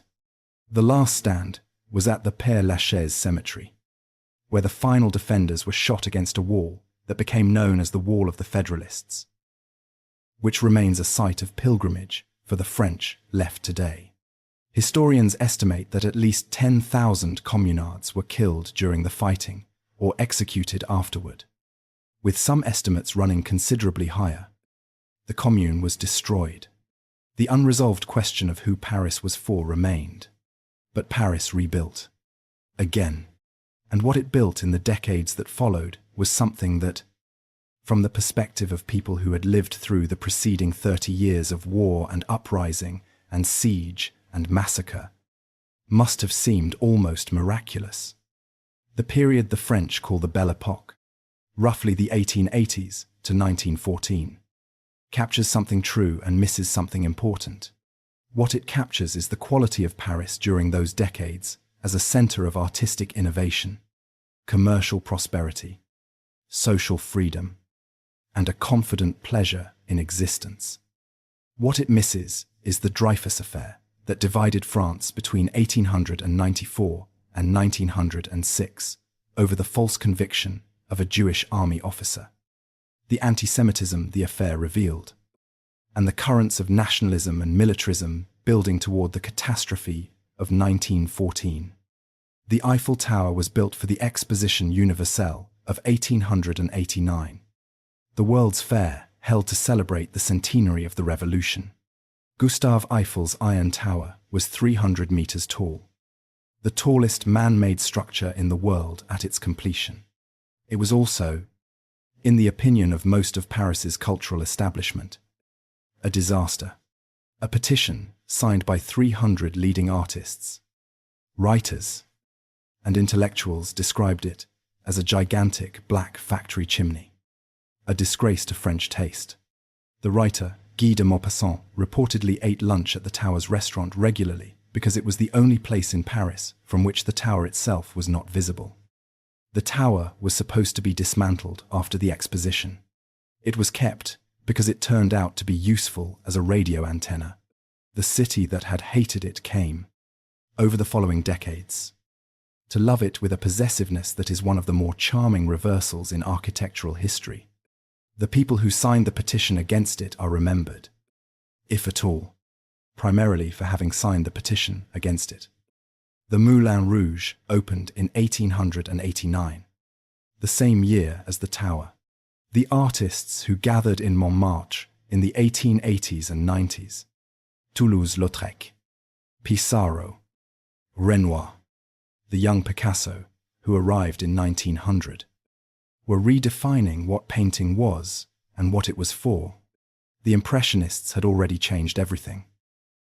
Their insistence on capturing light and atmosphere and the immediate visual experience of the modern world, representing a break with academic tradition so complete that it took decades for the official institutions to accept it. In the meantime, Paris was where the argument was happening, where the new work was being made and shown and argued about in studios and cafes and small galleries that smelled of turpentine and cigarette smoke and the particular cold that gets into Parisian stone buildings in November.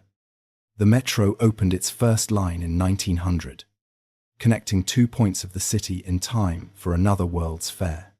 By 1914, it had grown into a network already transforming how the city moved. Paris, in 1913, was the most cosmopolitan city in the world. More foreign artists and writers lived here than in any other city on earth. It was producing art, literature, fashion, cuisine, and intellectual life that set the standards for the entire Western world.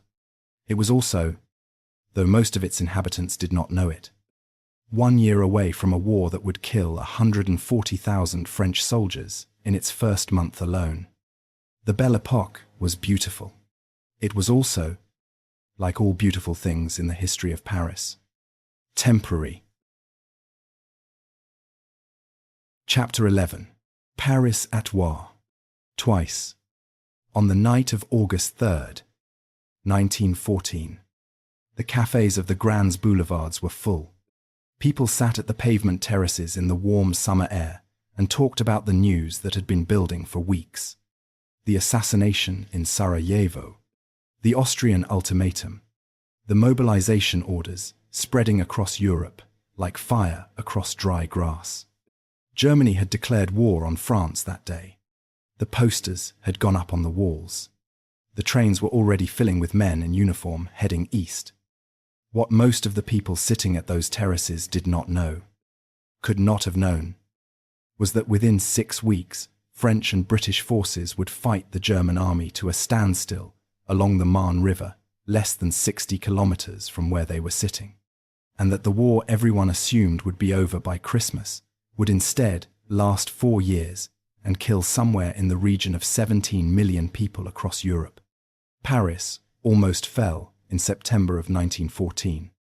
The German advance through Belgium and northern France had pushed French and British forces back across a wide front. The French government left Paris for Bordeaux on September 2nd. The military governor of Paris, General Joseph Gallieni, began preparing the city's defenses. What happened next became one of the founding legends of the First World War. Gallieni, needing to move troops quickly to reinforce the French position on the Marne, commandeered the taxicabs of Paris. Historical accounts indicate around 600 taxis were used, their civilian drivers suddenly repurposed as military transport, loading soldiers into the back seats and driving through the night toward the front line 60 kilometers away. It is one of those images that lodges in the memory precisely because of what it was not. Not tanks, not warships, not aircraft. Taxis, the everyday vehicles of a Belle Époque city, carrying men toward a battle that would determine whether that city survived. The Marne was held. Paris was not taken. What followed was 4 years of a different kind of war than anyone had planned for. The front stabilized into the trench system, stretching from the Channel coast to the Swiss border. Paris was behind the lines, but not safely behind them. German artillery bombarded the city periodically. In March of 1918, A German long-range gun began firing shells into the city from a distance of over 120 kilometers. The longest artillery range in the history of warfare to that point. The shells arrived without warning. No sound of an approaching aircraft. No time to seek shelter. Just the ordinary sounds of a Paris morning, and then, suddenly, an explosion somewhere in the city. On Good Friday of 1918, a shell struck the church of Saint-Gervais et Saint-Protais during a service, collapsing part of the roof onto the congregation. 91 people were killed. It was the single deadliest attack on Paris during the entire war. The war ended on November 11th, 1918, at 11 in the morning, in Paris. The reaction was somewhere between joy and grief, too large to fully express. The city had survived. France had won, in the sense that German forces were withdrawing, but the victory had cost France approximately 1.5 million dead and over 4 million wounded. From a pre-war population of roughly 40 million, there was almost no family in France that had not lost someone. The Paris of the 1920s was shaped by that loss in ways not always visible on the surface. The decade the French call les années folles, the crazy years, was the period when Paris became the world capital of a particular kind of freedom. Freedom to experiment, to create, to live differently from the way your parents had lived, to work through, in art and music and writing and sheer pleasure, the experience of having survived something that should not have been survivable. The Americans arrived in numbers, drawn by a favorable exchange rate that made Paris extraordinarily cheap for anyone earning dollars, and by the particular attraction the city exerted on people who had grown up somewhere. The rules were very clear and very confining. Paris offered something different. Hemingway was there, in a small apartment on the left bank, writing at a cafe table because the apartment was too cold, producing the spare declarative prose that would help reshape how English language fiction was written. He was 22 years old when he arrived in Paris, and completely unknown. The city did not care who he had been before he arrived. It only cared what he could do. F. Scott Fitzgerald was there, staying at hotels he could not quite afford, writing about the texture of excess with the precision of someone who was simultaneously living it and watching himself live it. Gertrude Stein held her salon on the Rue de Fleurus and told young writers what was wrong with their work, and was right often enough to be forgiven for the manner in which she said it. Sylvia Beach ran the bookshop Shakespeare and Company on the Rue de l'Odéon and published James Joyce's Ulysses in 1922, the book that could not be published in Britain or America under the obscenity laws of the time, finding its first readers in Paris, because Paris had always been the city where the books that could not exist elsewhere came to exist. Picasso was painting in a studio that smelled of turpentine and cigarettes and the particular Paris cold that gets into stone buildings in November. Matisse was painting. Man Ray was making photographs that expanded what photography understood itself to be capable of. Duke Ellington's music was arriving from America and being played in the clubs of Montparnasse to audiences who received jazz with a seriousness and enthusiasm that American venues were not yet consistently providing. There is a moment that people who study this period keep returning to. A winter evening in the mid-1920s. The cafés on the Boulevard du Montparnasse are full. At one table, a young American writer is arguing about bullfighting with a man who has never seen a bullfight but has strong opinions. At another table, two painters who will later be famous are arguing about Cézanne in a mixture of French and Spanish that neither of them speaks perfectly. Somewhere nearby, a jazz musician is sitting in with a French band that has never played this music before and is figuring it out in real time. None of them are thinking about history. They are just living in Paris on a winter evening. But what they are making in those conversations and studios and clubs is the cultural vocabulary of the 20th century. Paris, in the 1920s, was doing what Paris had always done at its best, being the place where the future was being made before the rest of the world knew it was possible. Then the 1930s brought the Depression, the rise of fascism in Germany and Italy and Spain, the Spanish Civil War, and the slow approach of another European war. Paris, in the late 1930s, was a city of anxiety, of political division between left and right that sometimes turned violent in the streets, of refugees arriving from Germany and Austria and Czechoslovakia, of a government trying to avoid a repetition of the previous war, while the previous war's consequences were making the next one inevitable. Germany invaded Poland on September 1st, 1939. France and Britain declared war 2 days later. The phony war followed. 8 months of declared war with almost no fighting on the Western Front, during which Paris maintained a surface of semi-normality while preparing, inadequately, for what was coming. What was coming arrived in May of 1940. The German offensive went through the Ardennes forest, rather than through Belgium, as French planners had expected, cutting through French defences with a speed that caused the entire Allied position to collapse within days. The French government declared Paris an open city on June 13, 1940, meaning it would not be defended militarily. German troops entered Paris on June 14th. The decision to declare Paris an open city is one of those historical choices that resists simple moral judgment, and we should resist making one.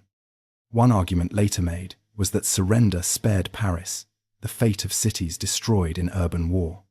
Warsaw had been defended and bombed to rubble in 1939. Rotterdam had been bombed to rubble in May of 1940. Declaring Paris an open city meant the buildings would survive. The population would survive.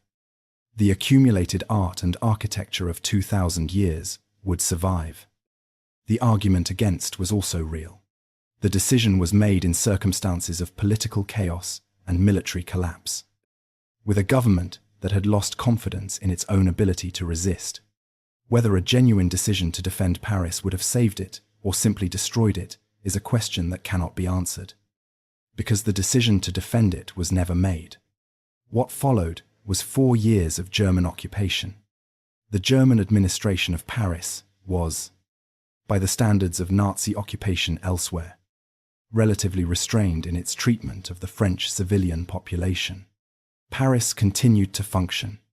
The cafes stayed open. Theatre and film continued.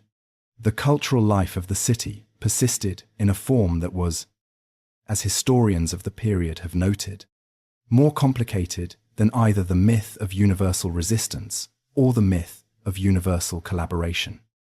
The reality was that most Parisians did what people do under occupation. They tried to live. They made accommodations with the new authority they would not have made under other circumstances. They tried not to think too precisely about what they were doing. The Jewish community of Paris did not have that option. The roundup of July of 1942, in which French police, acting under German orders, arrested 13,152 Jews in Paris, including 4,115 children, and held them in the Vélodrome d'Hiver sports stadium before deporting them to Auschwitz, was not carried out by German soldiers. It was carried out by French police. That fact, which the French state did not officially acknowledge until President Jacques Chirac did so in 1995, is the darkest single episode in the history of Paris under occupation, and it is impossible to discuss the period honestly without placing it at the center. Of the approximately 75,000 Jews deported from France, fewer than 3,000 survived. The liberation of Paris came in August of 1944. As Allied forces advanced from the Normandy beaches, where they had landed in June, the French resistance rose inside the city on August 19th. The German commander, who had been ordered by Hitler to destroy Paris before surrendering it, did not carry out the order.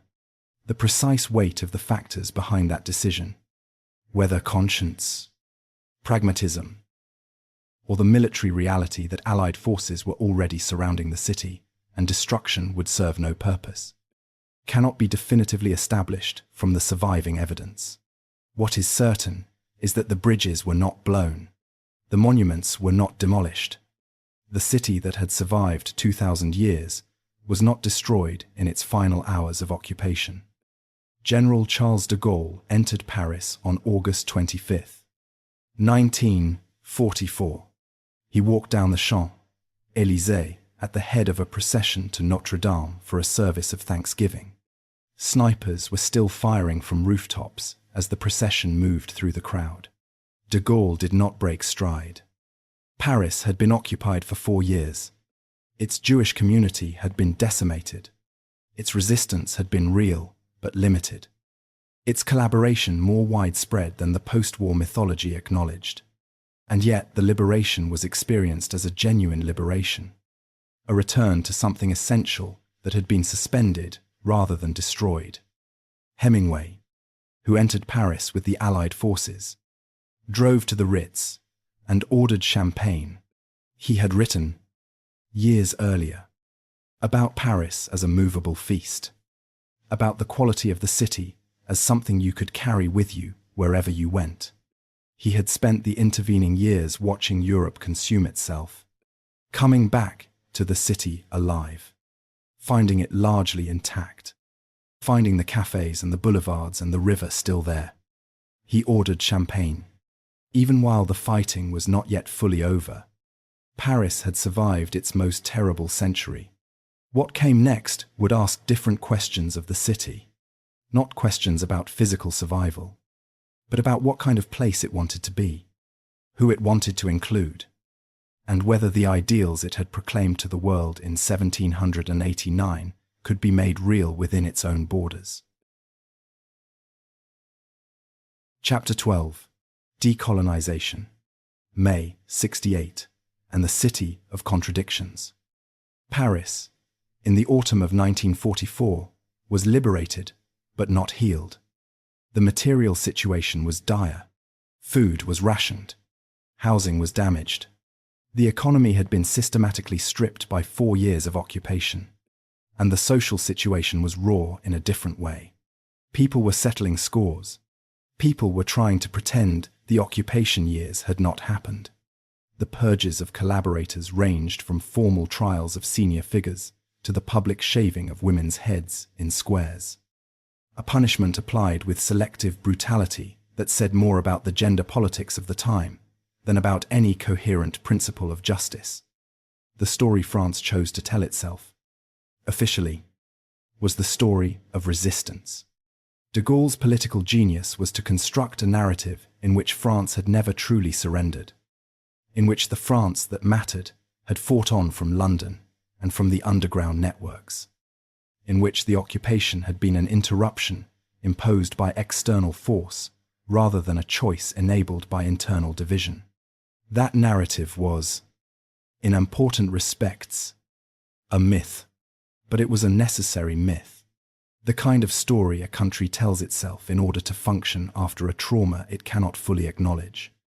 The Marshall Plan, the American program for European economic reconstruction, beginning in 1947, provided the financial foundation for what became known in France as the Trente Glorieuses, the 30 Glorious Years.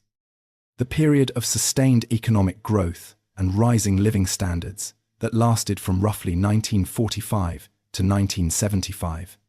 Paris rebuilt. New housing went up. The economy modernized. Consumer goods spread through a population that had never had them before. The prosperity was real. The contradictions beneath it were also real.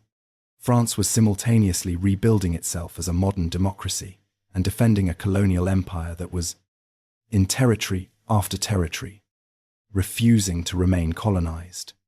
The war in Indochina ended in French defeat at Dien Bien Phu in 1954. The war in Algeria began the same year and lasted 8 years, killing hundreds of thousands of people on a scale that historical estimates still struggle to fully capture.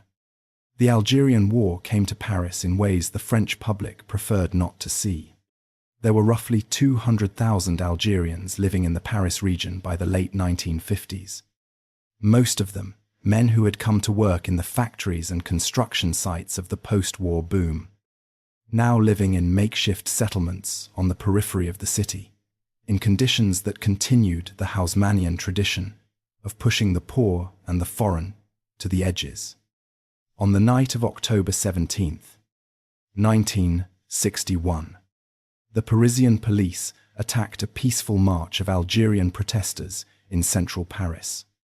The number of people killed that night is still a matter of historical investigation. The official figure at the time was 3. Research by historians in subsequent decades has produced estimates ranging considerably higher, with bodies reportedly thrown into the Seine and many deaths never officially recorded.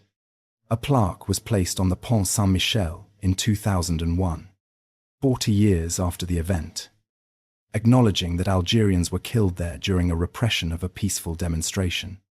Algeria gained independence in 1962. The Algerian community in Paris remained, grew, and was joined over the following decades by immigrants from Morocco, Tunisia, and sub-Saharan Africa, from Portugal and Spain, from Southeast Asia, from the Caribbean territories that were, and are, legally French. The Paris that emerged from decolonization was a city whose population was being transformed by the arrival of people from the former empire. People who came because France needed their labor and stayed because they and their children had built lives there. The question of what France was, and who was French, was being answered on the streets of Paris in real time. And the answer was more complicated than the official version of French Republican identity was designed to accommodate. That tension was one of the fault lines running beneath Parisian life in the 1960s. The other fault line was between the post-war generation and the institutions that had been shaped by an older France. Those fault lines opened completely in May of 1968. What began as a student protest at the University of Paris at Nanterre in early May escalated, within days, into the most serious political crisis in France since the liberation. The specific triggers were, in retrospect, almost incidental: overcrowded universities, outdated regulations, a general sense among young people that the institutions governing their lives were out of touch and incapable of recognizing the world that actually existed.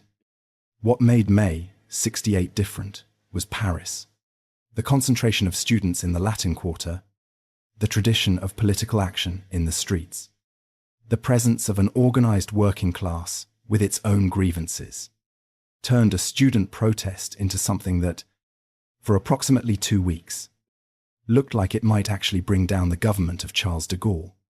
The barricades went up in the Latin Quarter on the night of May 10th and 11th. Students and police fought through the night. The paving stones that Haussmann had been unable to fully eliminate from the old streets became weapons again, exactly as they had in every major Parisian uprising since the revolution. And the graffiti that appeared overnight became the visual signature of a moment. Under the paving stones, the beach. It is forbidden to forbid.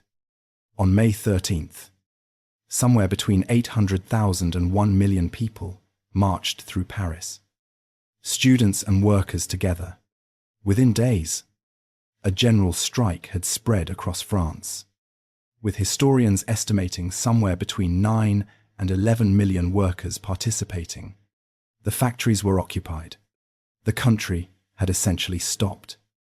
De Gaulle flew secretly to Germany to meet with the commander of French forces there, apparently to assure himself that the army would remain loyal if he needed it. De Gaulle returned, made a speech calling the crisis a communist plot, announced new elections. And the moment passed. The elections in June gave the Gaullists a landslide majority. The workers returned with wage increases. The students went home. Paris went back to looking like Paris. And yet something had changed. Not the government. Not immediately. But the social atmosphere had shifted in ways that took years to manifest. The rigid hierarchies of French life, the deference to authority, the clear limits on what was discussable, all of these loosened. Gradually, in the decade after May '68, the feminist movement, the gay rights movement, the broader cultural liberalization that transformed France through the 1970s and 80s, all drew on the energy that had briefly, astonishingly, nearly overturned a government. De Gaulle resigned in 1969. He died in 1970. The era he had defined was over. The children and grandchildren of the immigrants who had arrived in the 50s and 60s were growing up in the banlieues on the periphery, in the housing projects that had replaced the makeshift settlements, with French education and French culture and French passports. And often, without the economic opportunities, those things were supposed to guarantee. The unrest that erupted in the banlieues in 1981, 1990, and most extensively in 2005.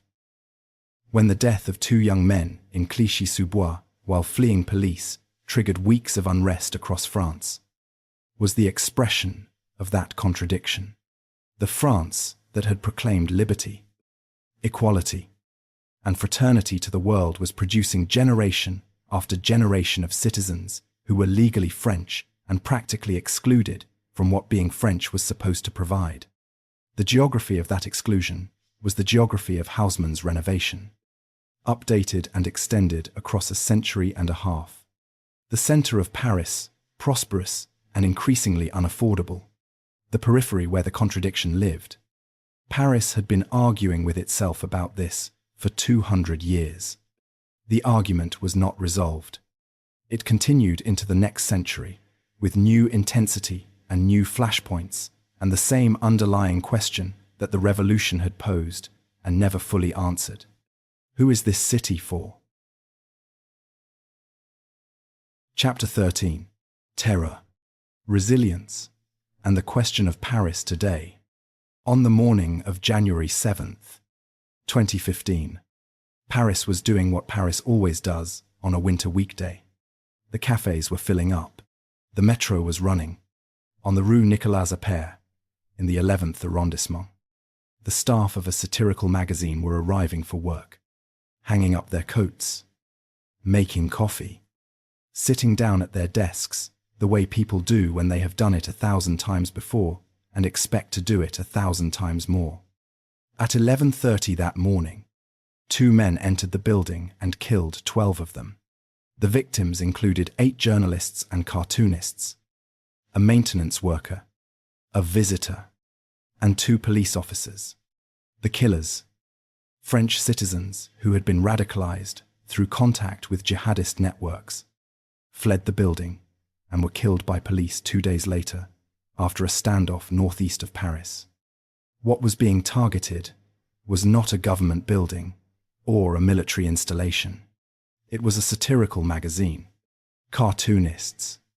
The tradition of French irreverence toward power and religion and all forms of sacred authority that went back to Voltaire and the pamphlets of the Palais Royal, to the print shops of the Revolution, to the most fundamental argument Paris had been making about itself for 3 centuries. In this city, nothing is beyond question. Nothing is beyond mockery. That is not a flaw. That is the point. The response was immediate and overwhelming. On January 11th, 2015, an estimated 1.5 million people marched in Paris, and roughly 4 million across France, in a demonstration that was among the largest in French history.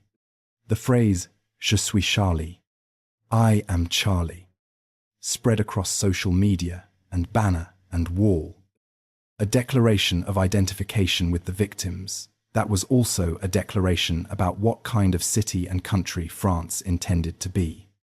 Then, 10 months later, came something worse. On the evening of November 13th, 2015, a Friday, Paris was attacked simultaneously at multiple locations. Suicide bombers detonated themselves outside the Stade de France in Saint-Denis, where a football match was in progress. Gunmen opened fire at cafés, terraces and restaurants in the 10th and 11th arrondissements. And at the Bataclan concert hall, on the Boulevard Voltaire, 3 gunmen entered during a concert and began shooting into the crowd. The November 13th attacks killed 130 people across all locations. 90 of them died at the Bataclan. 413 people were wounded. It was the deadliest attack on French soil since the Second World War. The Bataclan was not chosen at random. A concert hall, on a Friday night, in one of the most mixed and lively neighborhoods in Paris, full of young people doing exactly what young people in Paris do on Friday nights in November. Listening to music, being with friends, being alive in the particular way that Paris, at its best, makes being alive feel worth celebrating. The choice of target was a statement about what was being attacked, not a symbol of state power, a place where people were simply living. The city's response in the hours and days that followed was something that those who witnessed it found difficult to describe, without resorting to words that risk sentimentality, but which the accounts of people who were there describe as simply accurate. The emergency services responded with extraordinary speed. Ordinary Parisians opened their homes to people stranded by the lockdown, posting their addresses on social media under the hashtag Porte Ouverte. Open door. The blood donation centers were overwhelmed within hours. And then, within days, the café terraces filled again. Some of them still bore marks of the gunfire. The people who came back were not performing defiance for the cameras. Or not only that, they were people who had decided that the alternative to sitting at a café terrace on a November evening in Paris was worse than the risk. That a city which stopped being itself in response to an attack on its way of life had lost something more important than physical safety. The words that circulated in those days were drawn from Ernest Hemingway's memoir of his time in Paris in the 1920s. Paris est une fête. Paris is a celebration, a feast, a party that moves with you wherever you go. Those words were written on flowers left at the sites of the attacks. They appeared among the candles and photographs and handwritten notes in French and English and Arabic and a dozen other languages at the impromptu memorials on the pavements of the 11th arrondissement. It was a complicated phrase to invoke in those circumstances. Hemingway had written it about the particular intoxication of being young and alive in Paris in a decade that had come after one catastrophe and before another. The people who wrote it on their flowers in November of 2015 were invoking it in a different register entirely. Not nostalgia. Something more like a decision. We know this is fragile. We are going to do it anyway. The trial of the surviving members of the attack network, held in Paris between 2021 and 2022, was one of the largest and most complex criminal trials in French history. The courtroom was at the Palais de Justice on the Île de la Cité, the same island where the Parisii had lived, where medieval kings had administered justice, where the Revolutionary Tribunal had sent thousands to the guillotine, the island that had been the city's center for over 2,000 years.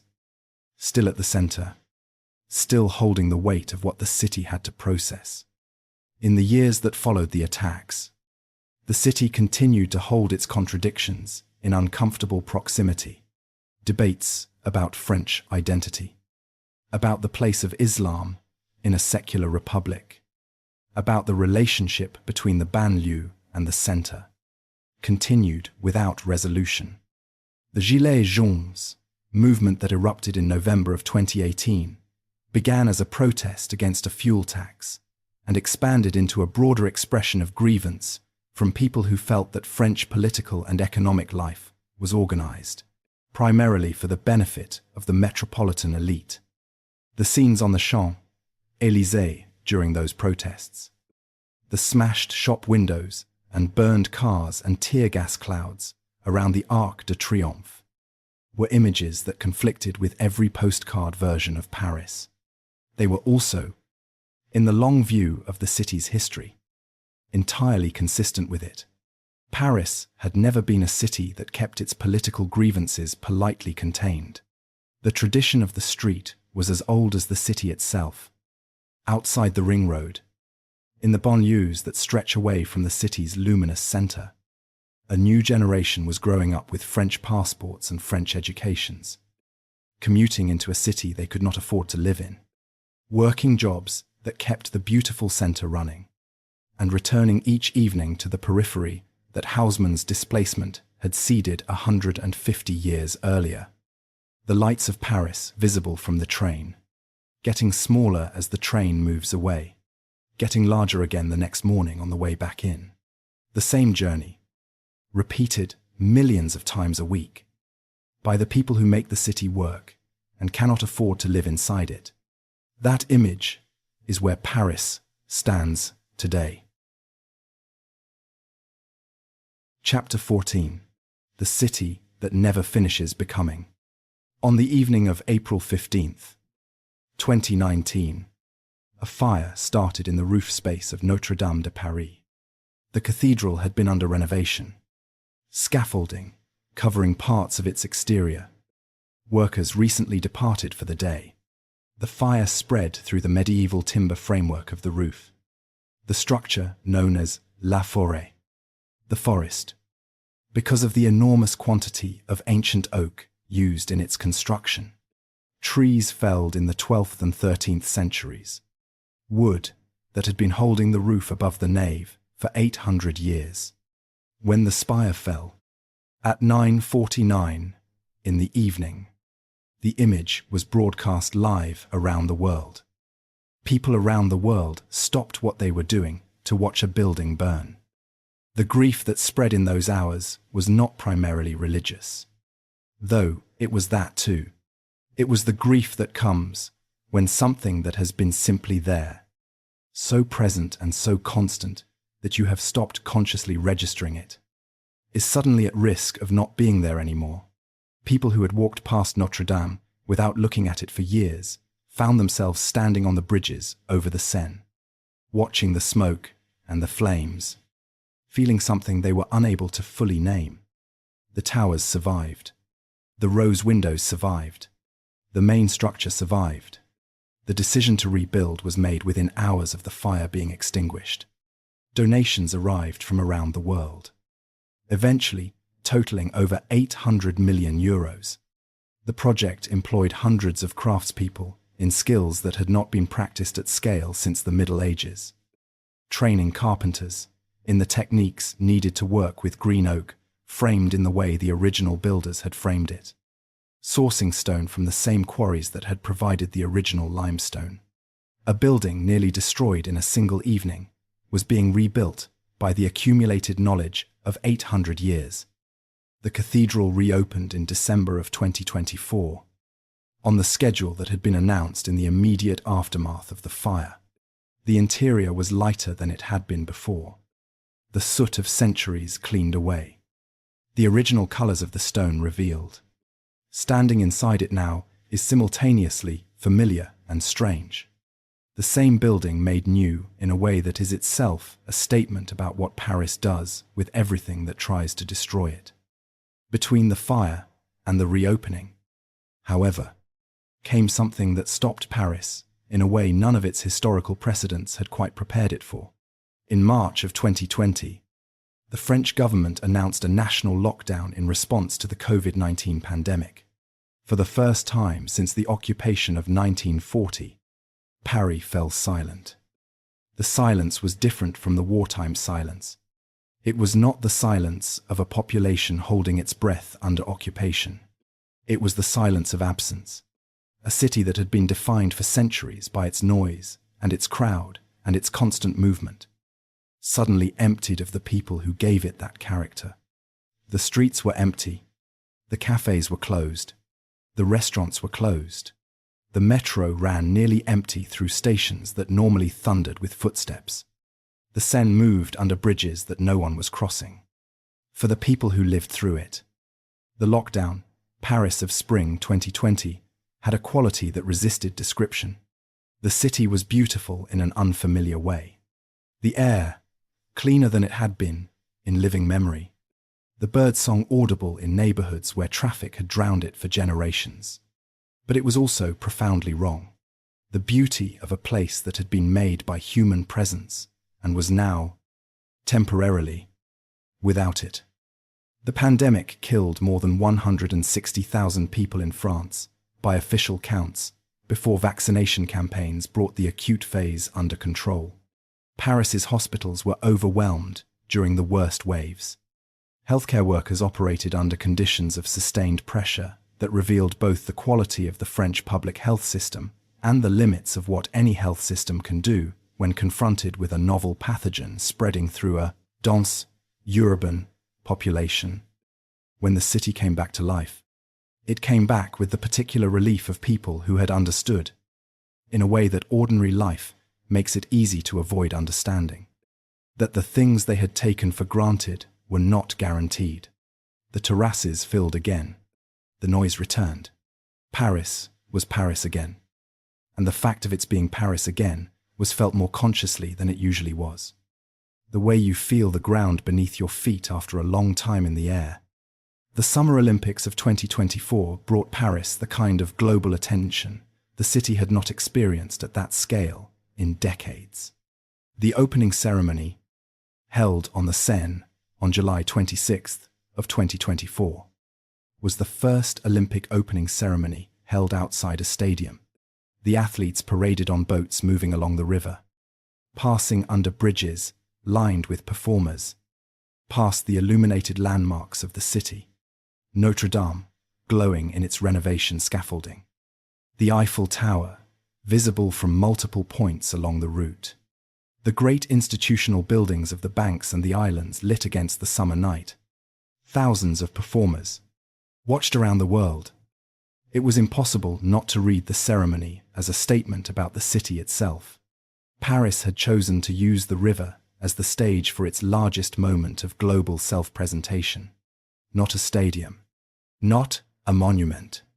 The river, the feature that had existed before the city, that had been the reason for the city, that had been at the center of the city's identity for 2,000 years and would be there long after every building currently standing had been replaced by something else. The Parisii had considered the Seine sacred and thrown precious metal into it. The Romans had built their city at its narrowest crossing point. The medieval kings had built their cathedrals on the island in the middle of it. Haussmann had lined its banks with uniform limestone facades. The Impressionists had painted its light. The German occupiers had not blown its bridges. The liberation had celebrated on its quays. And now, Paris was floating its greatest celebration down it, in front of the watching world, saying something that did not need words. This is what we are. This is what we have always been. This is the thing we have been building, and losing, and building again, for 2,000 years. The games were, by most accounts, a logistical success that confounded the considerable skepticism that had preceded them. The city held thousands of athletes and millions of visitors simultaneously, and did so in a way its inhabitants mostly experienced as manageable, which for Paris, a city not historically known for finding anything manageable, was itself a kind of triumph. When the athletes left and the global attention moved on, Paris returned to being the city it was, a city of 2,100,000 people within its official borders and over 12 million in the greater metropolitan area, a city of extraordinary beauty and unresolved contradictions, of cultural vitality and persistent social inequality, of an Enlightenment tradition that proclaimed universal human dignity and a political reality that keeps falling short of it, a city where the center is becoming a museum of itself, unaffordable for the people who make it work, and where the periphery holds the unfinished business of 2 centuries of displacement. Notre-Dame stands again, its new spire visible from across the city, its stones cleaned to a brightness that makes it look, in certain lights, as though it has just been built, which in a sense it has been, built again, as it has been built again before, as things in Paris have always been built again. After fire and revolution and war, and the simple passage of time that wears everything down and requires everything to be remade, the Seine moves through the city the way it has always moved, carrying the water from the uplands of Burgundy down to the Channel. Its current, the one constant in a place that has changed almost everything else about itself across 2,000 years. Right now, somewhere in this city, someone is sitting at a cafe terrace as the evening light falls across the water. Maybe they are a student from the Latin Quarter, 20 years old, arguing about something that feels urgent and will not be resolved tonight. Maybe they are a nurse who took the metro in from the banlieue after a long shift and is allowing herself 1 hour on a terrace before the commute back. Maybe they are a visitor from somewhere far away, sitting for the first time in a city they have been imagining their whole lives, trying to understand why it feels different from every other place they have ever been. They are all continuing a conversation that the Parisii began over 2,000 years ago, on an island in the middle of a river, when someone decided that this particular bend, this particular narrowing of the water, this specific piece of ground, was worth stopping at, worth building on, worth defending, worth burning down and rebuilding, worth losing and finding again, worth arguing about, endlessly, loudly, in the streets, without any guarantee of resolution and without any intention of stopping. Paris has not finished becoming what it is trying to be. It never will. That unfinishedness is not a failure. It is the condition of any place that is genuinely alive. The city that has finished becoming is a city that has stopped. Paris has not stopped. Not once in 2,000 years. The story is not over. It began with a river and a choice to stay. And 2,000 years later, the river is still there, and the choice is still being made. Every day. By every person who decides that this particular place is worth their time and their attention and their life. If you are still awake, you can leave a thought below. And if you want to travel through the next great city with us, we will be there. The Seine keeps moving. We will see you in the past.